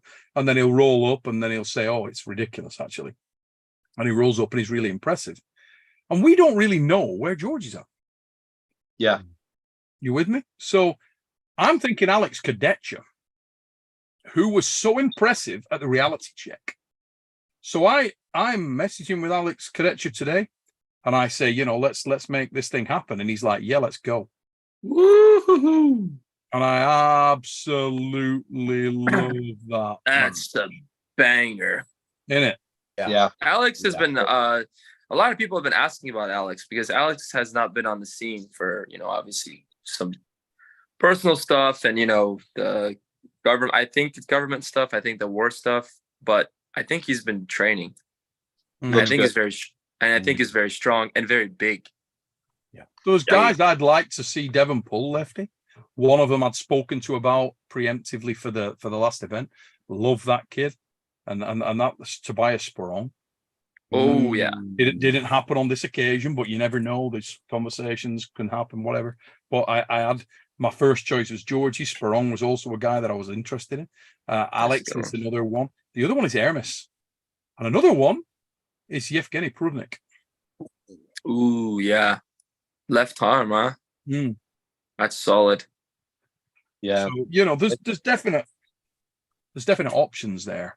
That's solid. Those are, you know, but Devon is on the climb, and I do think he is in the conversation for the top lefties. I really do. I think he's more of a weapon than people think. So proven astrology, Party arm. I mean, mate, it's iron arm is what it is. So just check in the chat, guys. 400 people in here, only 221 likes. Please give us a like, guys. Hit that like button, and even better, hit that subscribe button.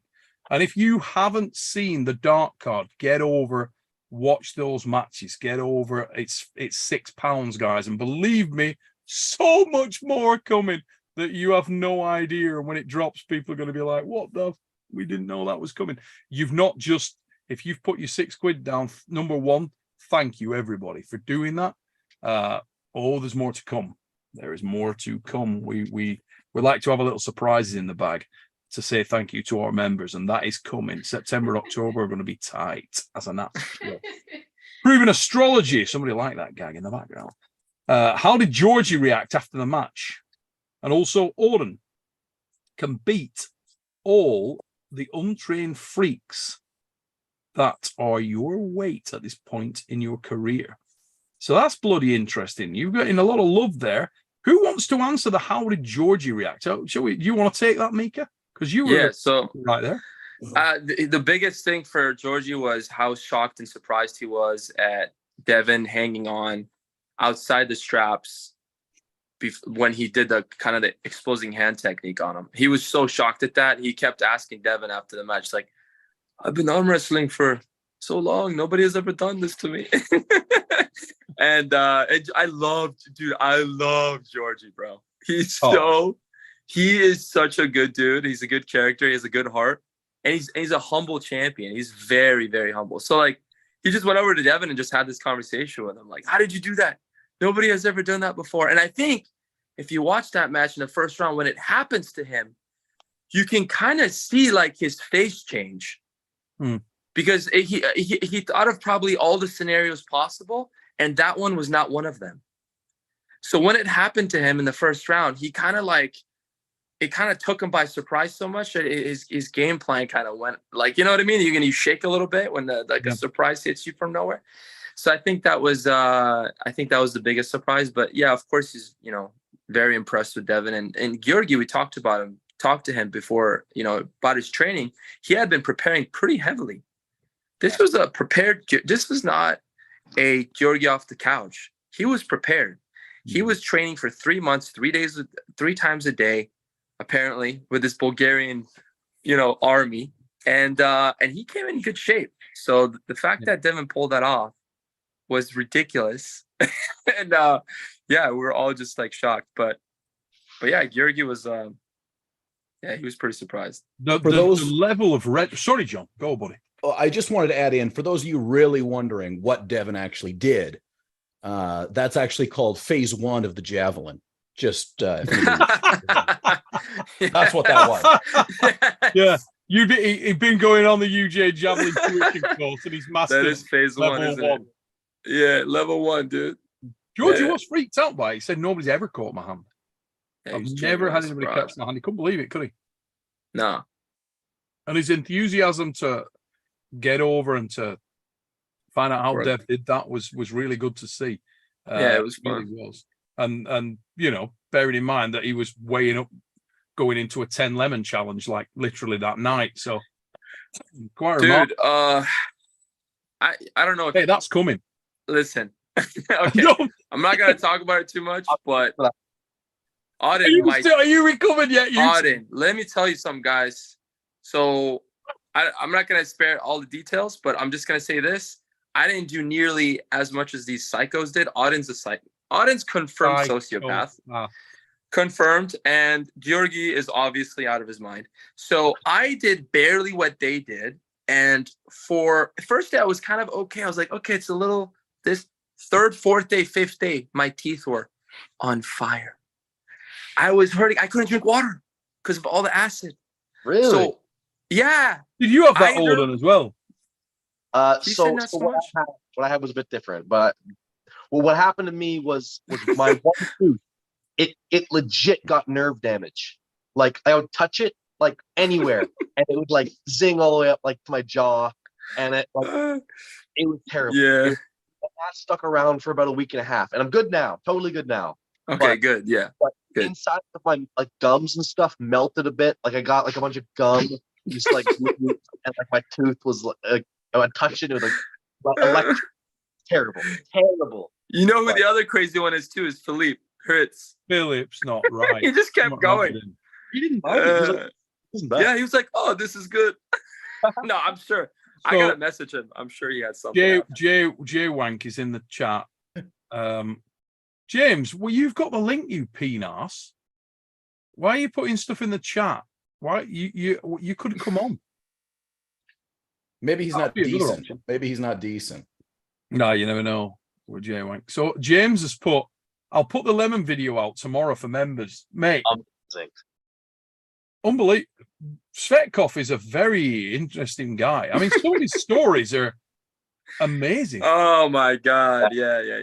So, are you going Some to of his title? stories are not right, John. Like, you know when we had because one of my favorite people on earth is Austin Jaggers, Yeah. Oh yeah. right? Because Austin Jaggers, not many people have ever been where Austin Jaggers lives.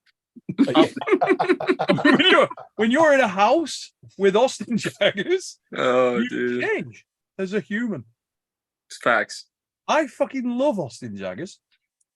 Austin Jaggers may be the best guy I've ever met in my life.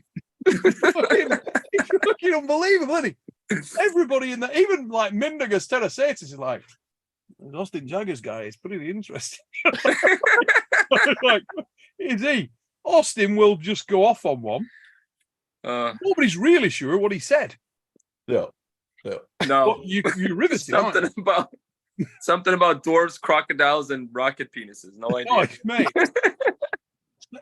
And Georgie's one of those guys that when Georgie gets on a roll, he'll just tell you, he will let you in. There's a window on Georgie's life. Probably should remain closed. But Georgie don't care, does he? Georgie's like, no, my life is an open book, guys. And in you come. Gordon's like, yeah, I got a nervous twitch from that shit. And Georgia has a contagious laugh too. When he gets going, it doesn't stop. Oh, he's absolute class. Well, I'm looking forward to putting the member stuff out on Georgie. Oh yeah, that's gonna be he's funny. Different individual, isn't he? Let's knock over some of these super chats real quick before we lose them. So, let's have a look here. Who is this one for? X1 348 with a super chat. Thank you very much for your super chats. And we saw Georgie eat it up in Istanbul. It would be great to see dinner time with all the athletes in Dart Card. I just think it's a good opportunity to capture the sports personalities. Dart Card 4 barbecue. You are on. You're on. We will do that. We will do that. And we will also do that at Iron House 4 because there's a couple of options. Number one, we go with a Dart Card between now and then in November, right? The other option is I fancy this and I want to know what people think.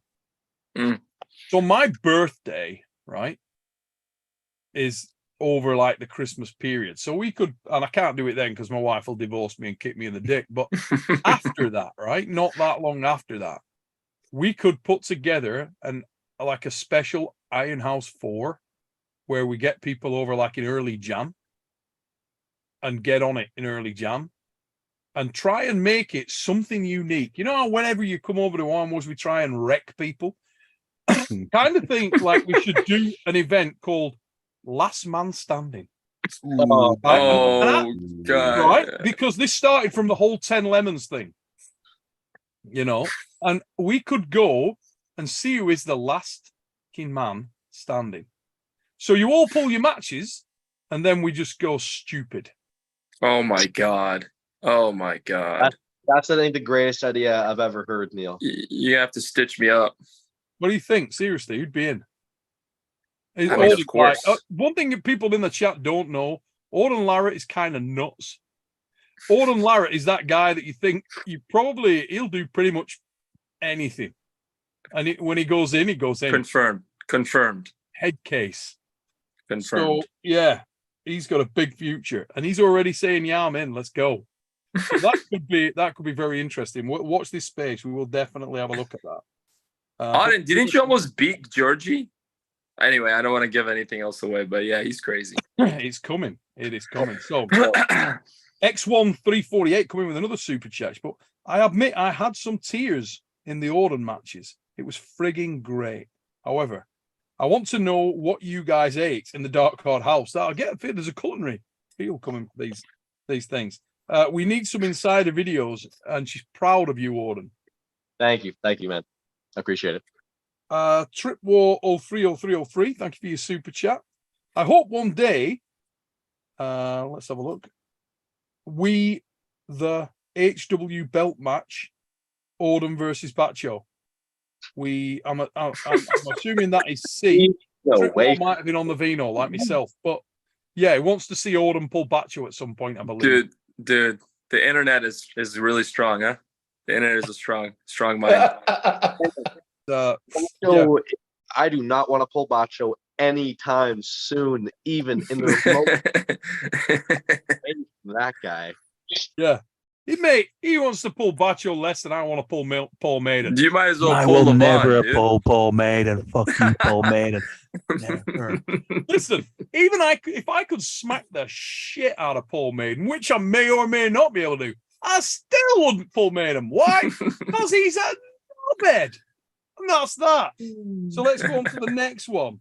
You, Paul Maiden, proving astrology with another super chat. And he's put, thanks for the great event. Oh, this is awesome.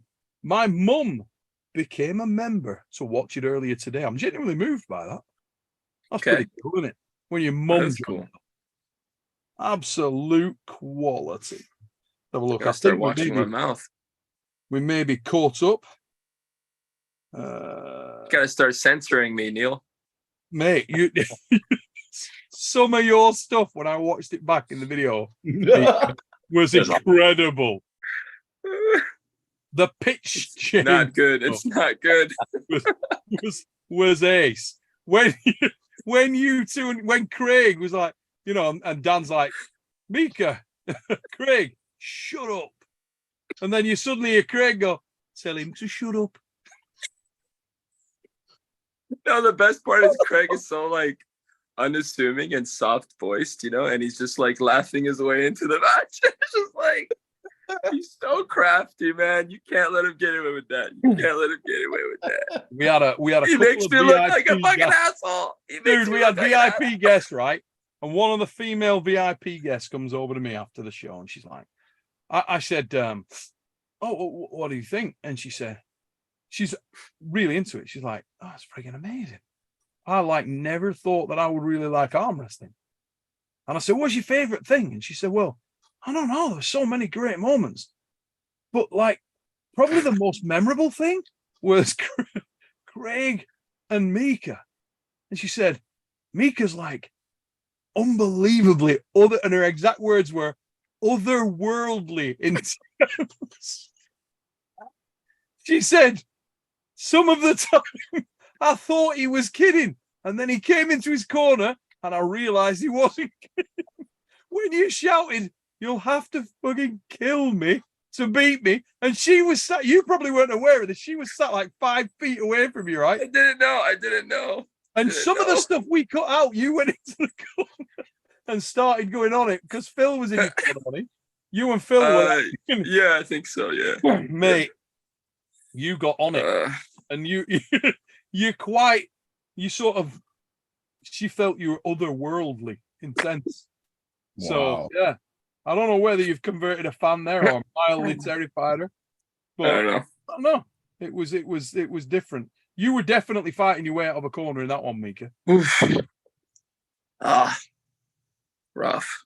Do you Rough remember start, it like it was when you watch it back? Yeah. I remember it. At first it was a flash, but after I watched it back, I'm like, yeah. It was just awful.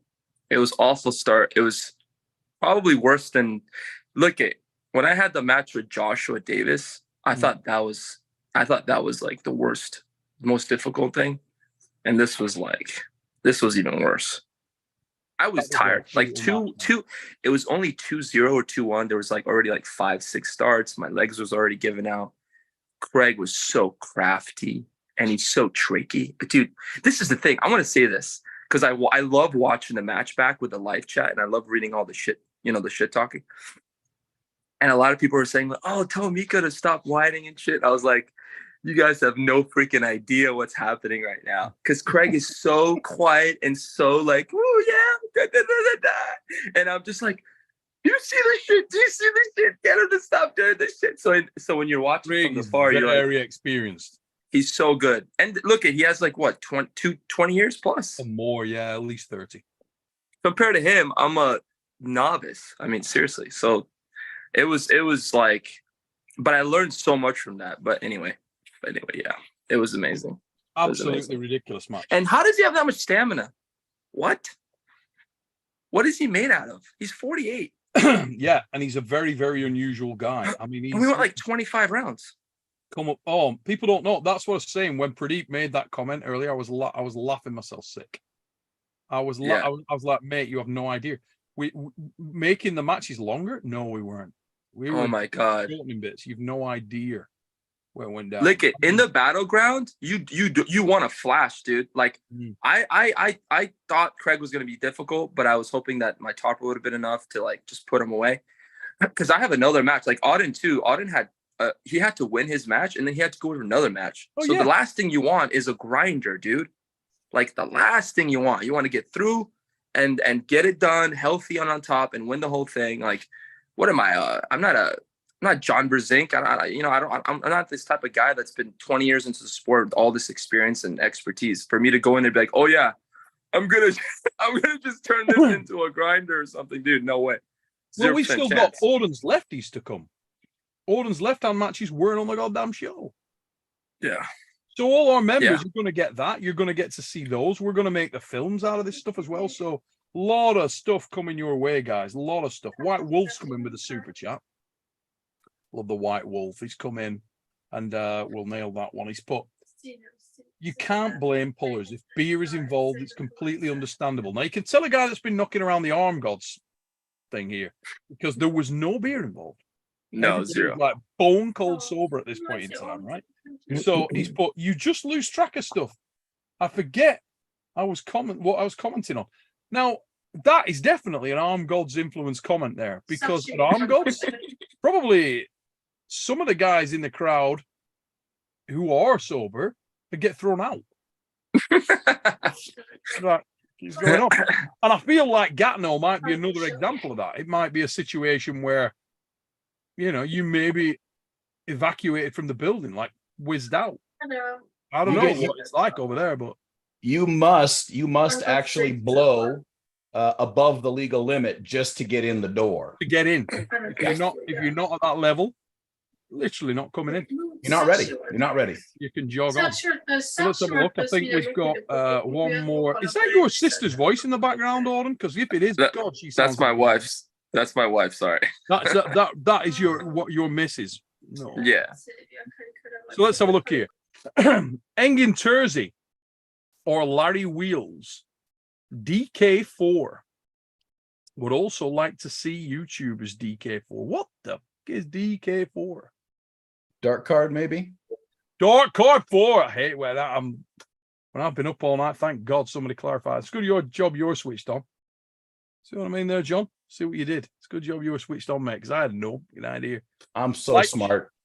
You are. Unbelievable. Way above my level. Even Auden was struggling with that one. So like Juji versus Magnus, Hapthor versus Eddie, Mike Tyson versus Joe Rogan. Sky is the limit. Mate, there's some other grudge matches that might come on Dark Card 4 as well, but we're only working on those. Silky Wilkie, spontaneous ideas like this is why humanity is the epitome of intelligence. It depends which bit of humanity and on what given day, brother. He's put by way of curiosity and bravery, or curiousness and bravery to investigate the true vastness of its magnitudes of cultivated stupidity. Lemon card 2024. Dude, stay away from the lemons, all right? because you don't know. The lemons have consequences. There's only so much lemoning you can do. GEORGI SVETKOV is not a normal man. Acid. GEORGI SVETKOV. Something. Can you imagine how bad that lad was? Oh man, Dude, no. He definitely suffered. He definitely suffered. I Definitely can't even, suffered. I don't even want to think about what happened to him. He probably didn't drink any water for a couple of days. Oh, Or warm, soft sipping. after some of his stories that he told us as well. God. God. Oh God. Yeah. That could have been bad. So Luke Pulcher. Luke, how you doing, mate? Got a big match coming up, Luke Pulcher. The Luke. referee at East versus West, for those people who don't know, from the United States of America. Great event, Neil. Young Larratt, nice showing. A little bit of love for Auden. You met Luke out at East versus West, didn't you, mate? Met Luke Pulcher. I think so. Was he Yeah, there? he reffed the match with your Oh, dad yeah. at Hermes. Yeah. Yes. Great guy. Mhm. So, guys, I think we are caught up on super chats, I believe. And I know the guys are probably sick and fed up of being on this show. I want to take the opportunity to jump out while we have actually caught up on chats. Let everybody get off and get on with the day. I want to say a massive thank you to Auden Larratt, to John Thompson, to Mika Sakwadalidze. Guys, if you've got anything that you want to plug before you jump off here, feel free to do so. If you're not already subscribed to these guys' channels, please get over there and do so. Auden Larratt is killing it. He's on YouTube. He's probably everywhere. Are you on Insta as well, mate? You're probably everywhere. TikTok, all of them. Of course he is. He's 18 years old. I love Auden. Auden, I love your YouTube, dude. Your training videos are so good. Thank you. I'm a fan. I'm following you, dude. You bonded over hairstyling tips when you were at oh God, look at this. Look, there's a lot of similarities going on here. I just have Instagram going. That's it. Yeah, Mika Go Lightly. YouTube, do you?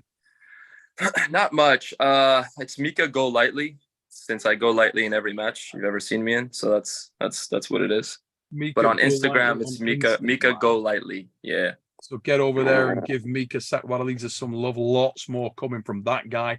We got many matches with him in that you ain't seen yet that are coming down the pipes for our members, and also on the free views on Fridays. Auden Larratt, will he appear again in an Arm Wars near you soon? Dark Card 4, possibly. Iron House 4, possibly. I kind of feel like an Iron House would be a great experience for different, bigger, more extended, horrible. Bad shit. I like that last man standing idea. I like it. Yeah, I think that is iron dick, and I think that it needs to happen. Ladies and gentlemen, if you are not subscribed to Uncle John Thompson, what the is your problem? Do you not like You're a bellend. Yeah, what are you doing? Come on. MaximumBang.com, baby. The only place you can get the Auden Larratt rookie card. They are going fast. The prices are rising. Go quick. Ladies and gents, if you have not seen the Dark Card 4, if you want to see it in its entirety, get over there, join up Arm Wars. There is a lot more coming. If you think that we do pay-per-views, you're wrong. We do memberships. £6 will get you all the stuff that's coming out. We can release it now. It's going to be coming down the pipes really soon. 10 Lemon Challenge and much more is coming your way. The matches you didn't see, of which there are some big ones and some bangers. If you want to see them, they're coming. Members only. Ladies and gents, thank you for tuning in. Give us a like, give us a sub, give us a share, and we will see you next time. Biggity bong, mother fluffers. Thanks, guys. Have a great weekend, guys. Ciao.